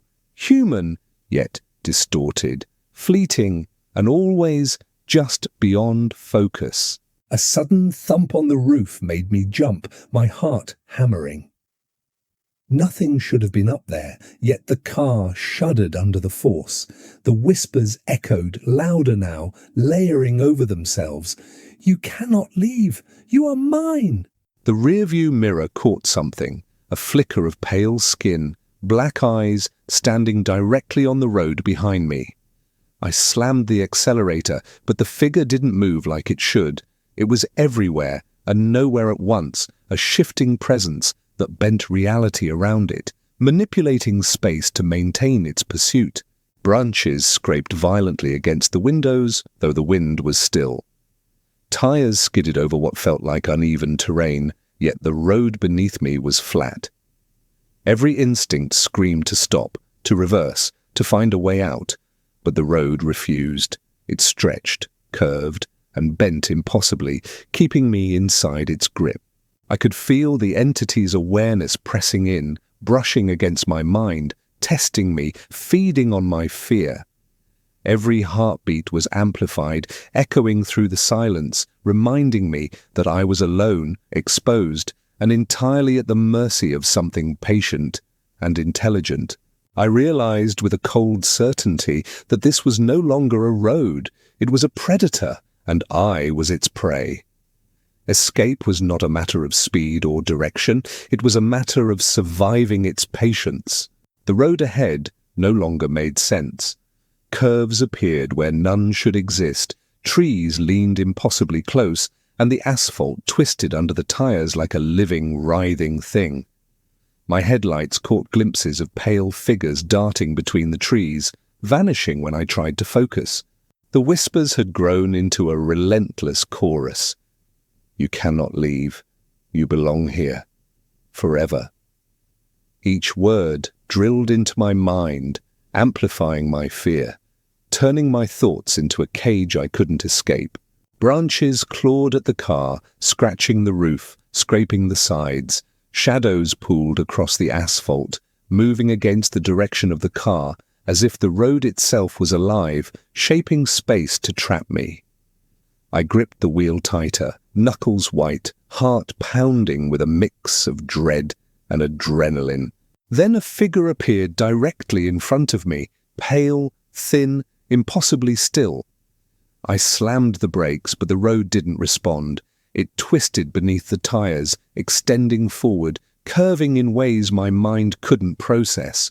The figure vanished as suddenly as it appeared, but I knew it was watching, calculating, anticipating every move. The forest pressed closer, branches entwining overhead, blocking what little sky remained visible. The whispers became a roar inside my skull. "You cannot escape. Not now. Not ever."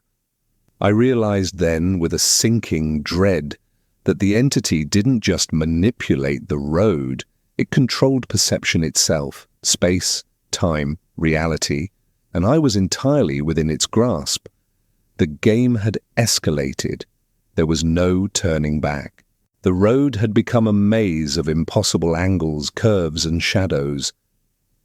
Every time I thought I saw the end ahead, the path twisted again, stretching endlessly into the dark forest. The figures in the trees had multiplied, gliding just beyond my headlights, pale and silent, always watching. A sudden, sharp bang on the roof of the car made me jump. I slammed on the brakes, but the road didn't slow. It was as if the asphalt itself resisted, keeping me inside its grasp. Whispers swirled in my mind, urgent and layered. "You belong here, forever." A figure appeared directly in the center of the lane. I froze, heart hammering, its eyes, black, unblinking, locked onto mine. I turned the wheel violently, swerving, but when I looked again, it was closer than physically possible. Every instinct screamed that this wasn't just fear, it was being hunted, observed, manipulated. Branches scraped violently against the car windows. Shadows twisted along the road, stretching and shrinking unnaturally. I realized with a cold certainty that the entity was no longer passive. It had learned my reactions, predicted my moves, and was now testing me directly. The air itself felt alive, pressing against my skin, cold and heavy, carrying whispers that burrowed into my thoughts. The forest, the road, the shadows.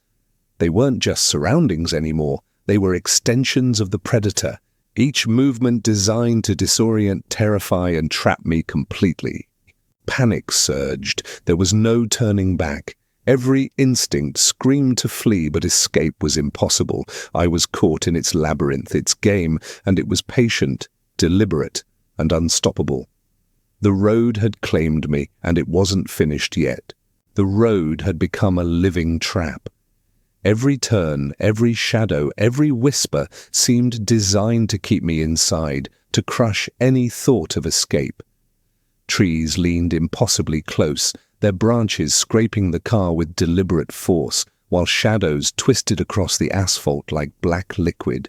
Figures darted between the trees, always at the edge of vision, pale and silent, vanishing whenever I tried to focus.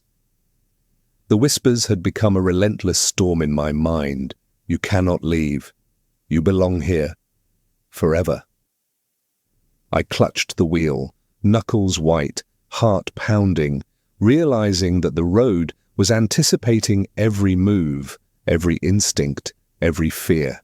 Then the car shuddered as if the asphalt itself had shifted. The road bent and twisted beneath me, curving in ways that defied physics. Figures appeared directly ahead, blocking the path, then disappeared when I blinked, replaced by more shapes, further down, further back, surrounding me from all angles.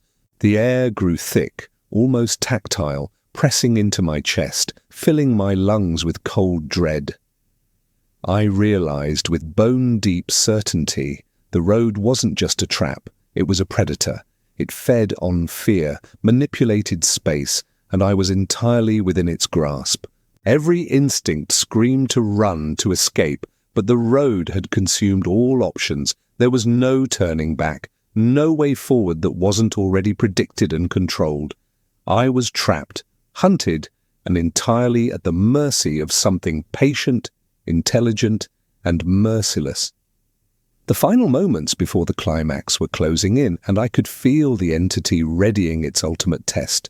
The road ahead seemed endless, yet impossibly close. Every shadow, every flicker of light, every whisper in the air was amplified, pressing against my mind and my chest. The figures that had stalked me throughout the journey were everywhere now, pale, silent, unblinking, moving with impossible speed and intent. I slammed on the brakes, but the road didn't obey. It twisted and curved beneath me, bending space itself, keeping me inside its grasp. My headlights flickered, revealing glimpses of something massive just beyond the trees, shapes that defied comprehension, their forms constantly shifting, always observing. The whispers were deafening, echoing inside my skull. You cannot leave. You belong here. Forever. Panic surged through me, my chest tightening, hands shaking as the forest seemed to close in. Every instinct screamed that I was trapped, that escape was impossible. Suddenly, a flash of light, a figure standing directly in the center of the road, its eyes, black and infinite, locked onto mine. The world seemed to slow. The road beneath me pulsed like a heartbeat, in rhythm with the entity's patience and power. I realized with bone-deep certainty that the road wasn't just a path, it was alive, a predator that consumed fear, that manipulated reality, that existed to ensnare anyone foolish enough to venture upon it. And now it had claimed me, or at least it had me exactly where it wanted. I gripped the wheel tighter, heart pounding, as the forest, shadows and whispers closed in, relentless, intelligent, patient. My mind screamed for escape, but the entity had anticipated every thought, every reaction, and then a sudden shift. The road straightened abruptly, the forest thinning slightly, the shadows pulling back just enough to give a false sense of hope. I exhaled shakily, but the lingering whispers promised this was far from over. The road had lessons yet to teach, and patience was its weapon. Some journeys never truly end. Some roads exist only to test, to terrify, to trap. And some presences follow, waiting for the next unwary traveler. Even after leaving the cursed road behind, the memory of its whispers, shadows, and impossible bends clung to me. Some fears do not fade. They follow, stalking the edges of your mind, ready to return.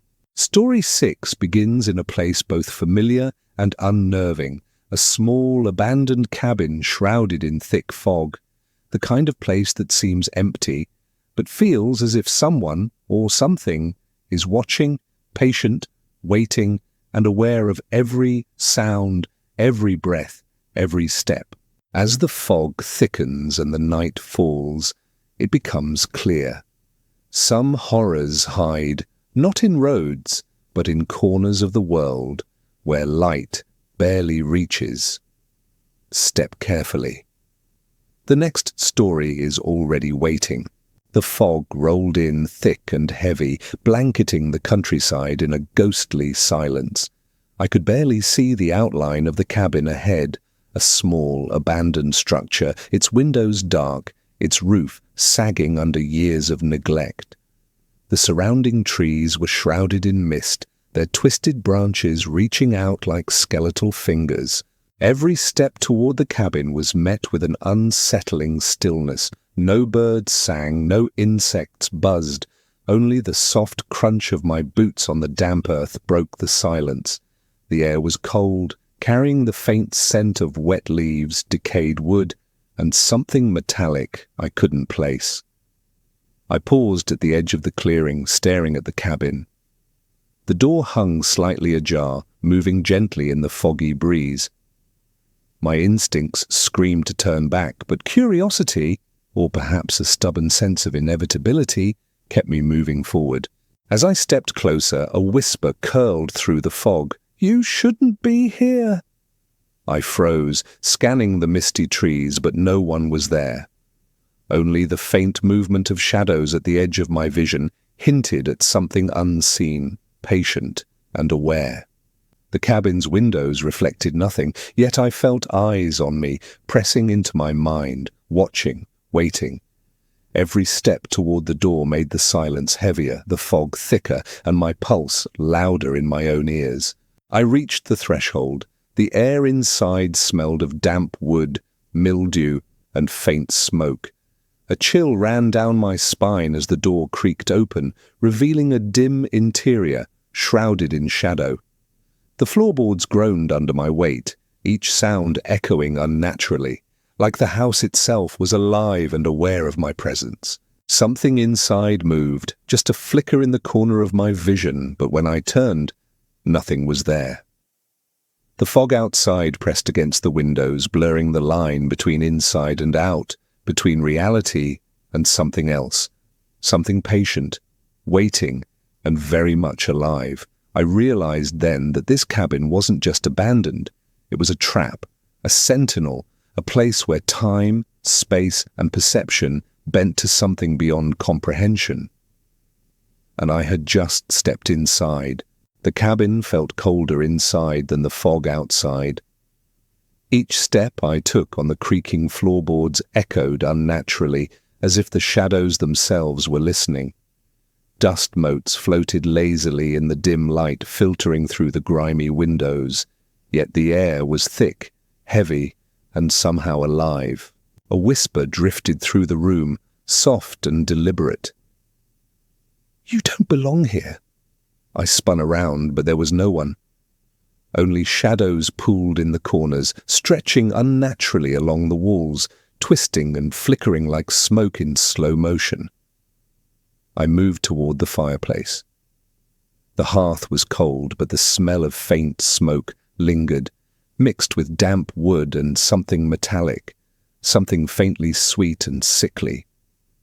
Every instinct screamed that the cabin was aware of me, watching me, studying me. A floorboard creaked behind me. I froze. There was nothing visible, yet the hair on the back of my neck stood on end. The shadows in the corner seemed to ripple, like water disturbed by an unseen hand. I took a tentative step forward, and the whispers grew louder, layering over each other. "Leave! Leave! Stay!" The conflicting tones twisted in my mind, making my thoughts heavy, sluggish, and uneasy. The fog outside pressed against the windows, obscuring everything beyond, making it impossible to tell where the world ended and the cabin began. Shapes moved just beyond the glass, fleeting glimpses of pale forms, retreating whenever I looked directly. I realized then that the cabin wasn't just abandoned. It was alive in its own way, patient, aware, and deliberately testing my fear. Every sound, every shadow, every whisper was part of its design. And it was patient. The longer I stayed, the more I could feel the fog seeping inside, curling around my thoughts, pressing against my mind. Something was watching from the corners of the room, just out of sight, and I was no longer certain that I would leave unscathed. The dim interior of the cabin seemed to breathe, expanding and contracting in ways my mind struggled to understand. The shadows in the corners stretched and twisted, crawling along the walls like living smoke. Every step I took made the floorboards groan, echoing far longer than they should, as if the cabin itself were amplifying my presence. A faint movement caught my eye, a flicker near the doorway. I turned quickly, but nothing was there. The shadows shifted again, responding to my gaze, retreating and then advancing, always just out of reach. The whispering grew louder, insistent now. "Stay! Don't leave! You belong!" It was layered, overlapping voices, some almost pleading, others cold and commanding. My chest tightened with panic. The air was thick, heavy, and impossible to breathe normally.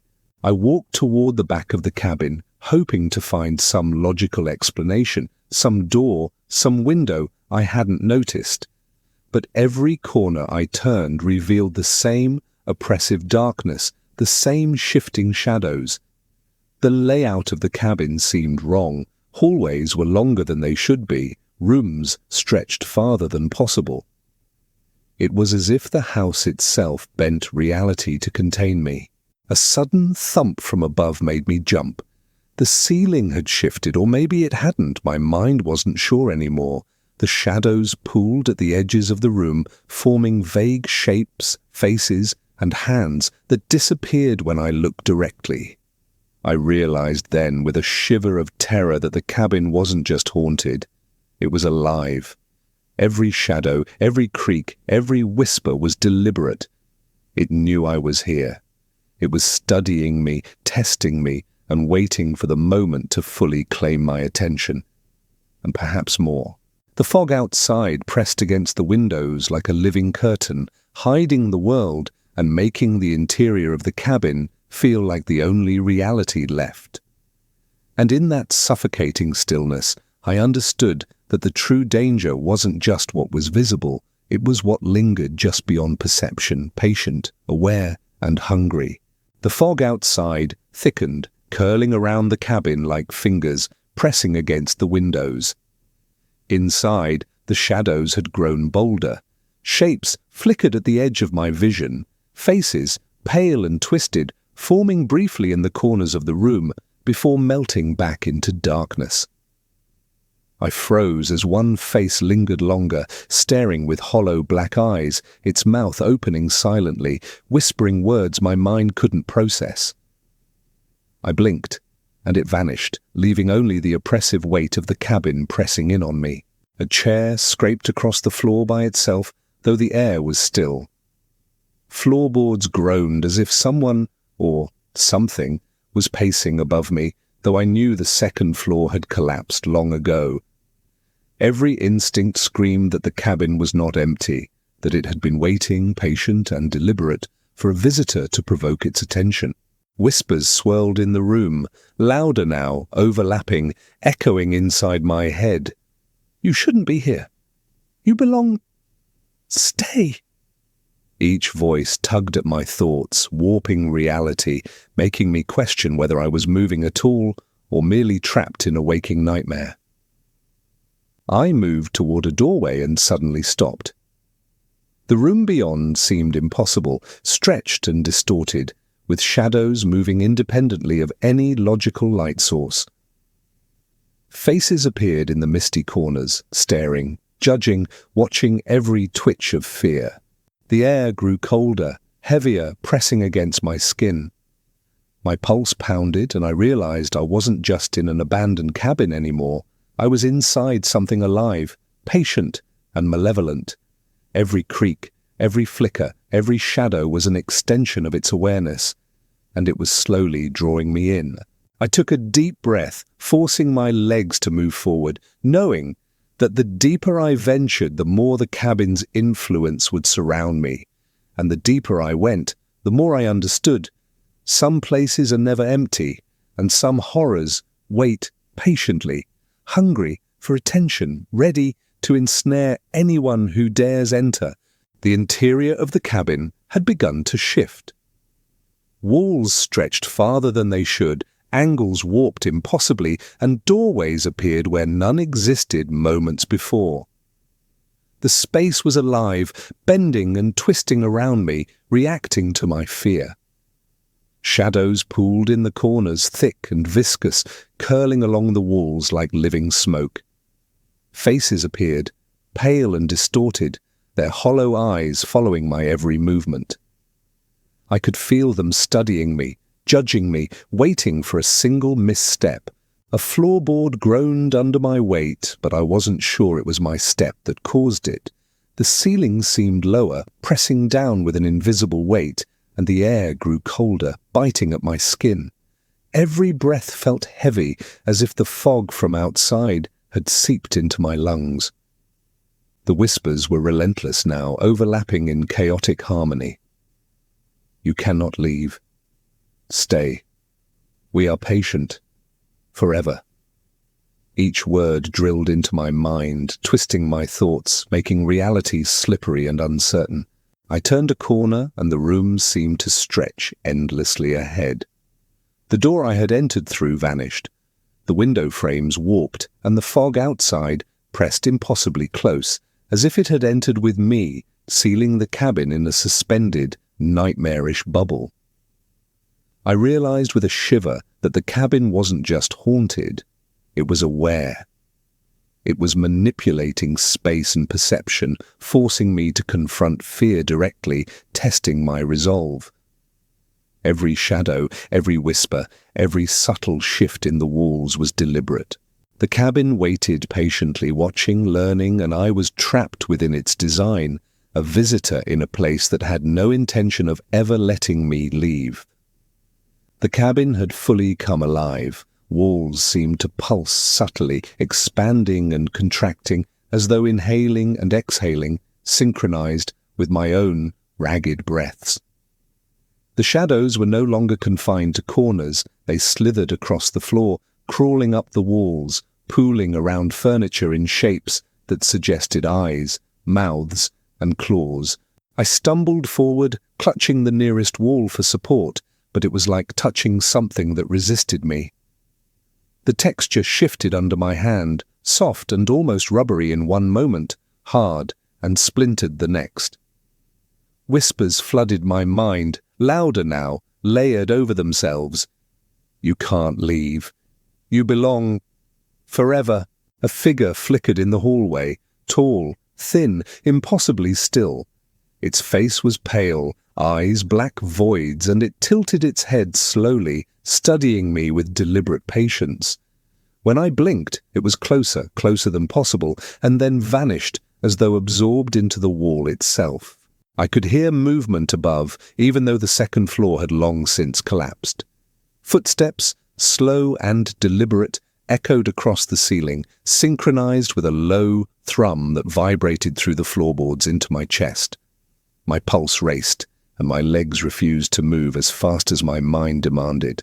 The fog outside pressed against the windows like living smoke, curling inside the cabin, blurring the line between interior and exterior. Shapes moved within it, faces, hands, vague silhouettes, always just out of reach, watching, patient. I realized with bone-deep certainty that the cabin wasn't just a place, it was a predator. It breathed, it watched, it learned. Every creak of a floorboard, every shift in the shadows, every whisper was a calculated effort to terrify, manipulate, and trap me entirely. I wanted to run, but where could I go? Every wall, every doorway, every shadow responded to me. The cabin had claimed the space, and I was caught in its design, a single heartbeat in a living nightmare. The air grew colder still, pressing into my lungs, and I understood, with sinking dread. The cabin was patient. It could wait hours, days, or longer. It had no rush. And I was its visitor, unwilling and alone. The shadows in the cabin had grown bolder, moving independently of any light source. They pooled into shapes that were vaguely human, yet disturbingly wrong. Elongated limbs, hollow eyes, mouths that opened too wide. They whispered in unison, a layered chorus that echoed inside my skull. You cannot leave. You belong forever. A figure stepped from the far corner, a presence more solid than any shadow, yet impossible to fully see. It seemed to flicker, phasing in and out, the edges of its form shifting and blurring. Black eyes met mine, infinite voids that sucked in every bit of courage I had left. I stumbled backward, my hand catching on a warped piece of furniture. The room stretched unnaturally, the walls bending around me like they were breathing. The whispers grew louder, now punctuated with an almost tangible pressure in the air, pressing on my chest, my temples, my mind. The figure moved closer, gliding without making a sound. I tried to run, but the floor beneath me seemed to shift, stretching the distance between walls, elongating hallways, twisting doorways. The cabin itself had become an extension of the entity, an intelligent, malevolent predator designed to trap and terrify. Branches scraped against the windows, though the air outside was still. Fog pressed against the glass, thick and suffocating, carrying shadows within it that mimicked the entity's movements. The line between the interior of the cabin and the outside world blurred until I could no longer distinguish one from the other. I realized with a sinking, bone-deep dread that the entity had been patient, waiting for the moment when I would be most vulnerable. Every whisper, every creak, every shifting shadow had been designed to teach me fear, to make me pliable, to trap me entirely. The figure reached toward me, or at least I felt it reach. The air around my body seemed to bend, distorting, pulling me closer to it. I could no longer tell if I was moving or standing still. The cabin, the shadows, the entity, all had merged into a single, terrifying consciousness. And in that moment, I understood. The entity didn't just haunt the cabin, it was the cabin, patient, intelligent, eternal. And I had stepped fully into its grasp. The air in the cabin had grown impossibly thick, heavy with the scent of damp wood, decay, and something faintly metallic. Shadows no longer stayed in corners. They slithered along the floor, walls and ceiling, stretching unnaturally, forming shapes that mocked human anatomy. Every step I took was disorienting. The cabin twisted around me, hallways stretching into infinity, rooms appearing where none had existed before. The whispers were relentless, layered over themselves. You cannot leave. You belong. Forever. I could feel them in my mind, pushing, pressing, warping my perception. A sudden movement in front of me made my stomach drop. Figures formed in the fog-like shadows, pale, elongated, unblinking, reaching toward me. I tried to back away, but the floor shifted beneath my feet, elongating hallways, warping walls, and turning every escape route into a dead end. The entity revealed itself more fully. Its presence wasn't confined to one figure or shape. It was everywhere, in the walls, the shadows, the very air. Its black, empty eyes were in the flickering shapes, in the warped ceiling beams, in the fog pressing against the windows. It was patient, intelligent, and fully aware of my terror. I screamed, but the sound was swallowed by the oppressive weight of the cabin. My own reflection in the darkened windows stared back at me, distorted and twisted, as if the cabin was showing me not who I was, but what it wanted me to fear most. The fog outside pressed closer, merging with the shadows inside. Shapes danced in the mist, hands, faces, twisting forms, all part of the entity's reach. I could feel it moving in time with my panic, predicting my reactions, bending reality itself to trap me completely. Every instinct screamed to flee, but there was no path forward, no exit. The cabin had become a labyrinth of fear, a living organism designed to ensnare and manipulate. And in that suffocating, shifting space, I realized the horrifying truth. The cabin didn't just trap people, it consumed them, reshaping their perception, their reality, their mind. I was trapped, alone. And the entity waited, patient, eternal, and unstoppable. The cabin had become a nightmare that refused to obey the rules of reality. Every step I took distorted the rooms around me. The floor stretched, walls bent, and shadows pooled into grotesque shapes that flickered in and out of existence. My heartbeat pounded so loudly it seemed to echo off the warped walls, a rhythm the entity used to track me, manipulate me, and terrify me further. Figures appeared everywhere, in the fog outside the windows, in the reflections of cracked glass, and within the twisting shadows. Pale, elongated shapes with hollow black eyes reached toward me, their presence both intangible and suffocatingly close. Every blink, every glance, every hesitation made them closer, sharper, more real.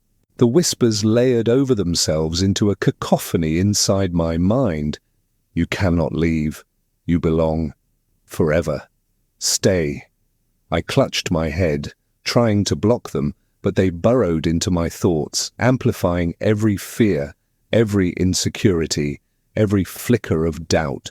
The entity itself stepped, or seemed to step, from the fog, the shadows, and the warped floor simultaneously. Its black, infinite eyes locked onto mine, and I felt my mind bend under its awareness. The cabin wasn't just a place, it was the entity. Alive, patient, and fully aware of my terror. Time no longer made sense. Minutes stretched into hours, the hallways looped impossibly, rooms appeared and disappeared, and the floorboards groaned under invisible weight.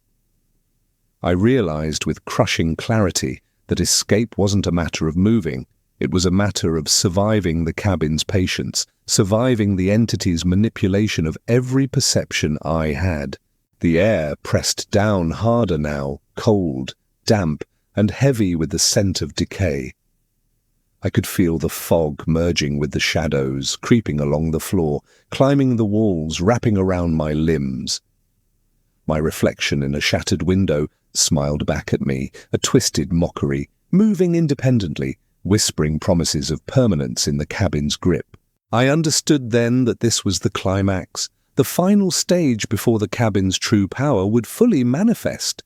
It had drawn me to the edge of sanity, isolated me in its living nightmare, and now it was ready to claim me completely. The entity waited, patient, eternal, unstoppable, and I was trapped entirely within its gaze. The cabin had fully revealed its power. Shadows no longer hid in corners. They flowed across the floors and walls like liquid darkness, forming grotesque, shifting figures with hollow black eyes and elongated limbs. The whispers had become deafening, a relentless storm in my mind. You belong. You cannot leave. Forever. I stumbled forward, but the floorboards twisted beneath me, stretching the rooms impossibly, bending hallways into endless loops. Every instinct screamed to escape, yet every path led deeper into the cabin's grasp. The entity, the cabin itself, was alive, aware, and entirely focused on me. A figure emerged from the thick fog pressing against the windows, moving fluidly, impossibly. Its black eyes met mine, and I felt every ounce of my courage drain, replaced by a paralyzing awareness. I was completely at its mercy. The walls seemed to breathe around me, closing in, then expanding, disorienting me further. Every shadow, every whisper, every flicker of movement was deliberate, a predator shaping the environment to terrify, manipulate, and ultimately claim me. I tried to run, but the floor stretched beneath my feet, turning my steps into futile motions. The entity's presence pressed on me from every side, inside my mind and around my body. The fog, the shadows, the distorted cabin, all merged into a single consciousness, patient, intelligent, unstoppable. Then I felt it. The pull. It wasn't just fear. It was something deeper, a gravitational tug of the cabin itself, drawing me into its heart. The whispers surged, promising permanence, inevitability.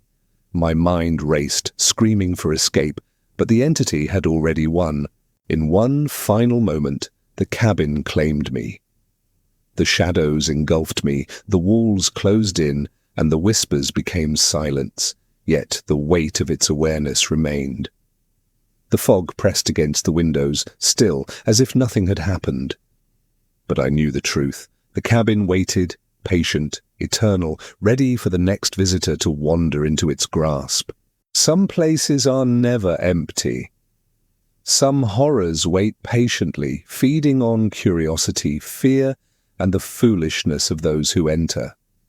The cabin in the fog is one such place, a sentinel of darkness that twists reality, warps perception, and ensnares anyone who dares step inside. Even when you leave, the memory lingers. The whispers follow. The shadows stretch across your thoughts. And sometimes, late at night, when the fog presses against your window, you wonder if the cabin is still there, waiting for you, or for someone else to step inside. The stories of haunted roads, abandoned homes, and fog-shrouded cabins remind us not all dangers are visible, and some fears never truly end. And there you have it. 6 terrifying tales from the countryside. Places where quiet roads, lonely cabins, and endless fields hide more than just beauty. Out here, far from city lights and safety, shadows seem to stretch longer, whispers carry farther, and sometimes something waits, watching, just beyond the tree line. Whether it's an abandoned house, a strange figure in the mist, or the eerie silence of a back road at night, each story reminds us that the countryside has its own darkness, one that can feel closer, more personal, and impossible to escape. If you enjoyed these stories, make sure to leave a like, Share this with someone who loves horror as much as you do, and subscribe so you don't miss the next nightmare. And remember, the next time you find yourself driving a back road or passing a foggy field at night, don't look too long into the shadows, because sometimes the countryside looks back.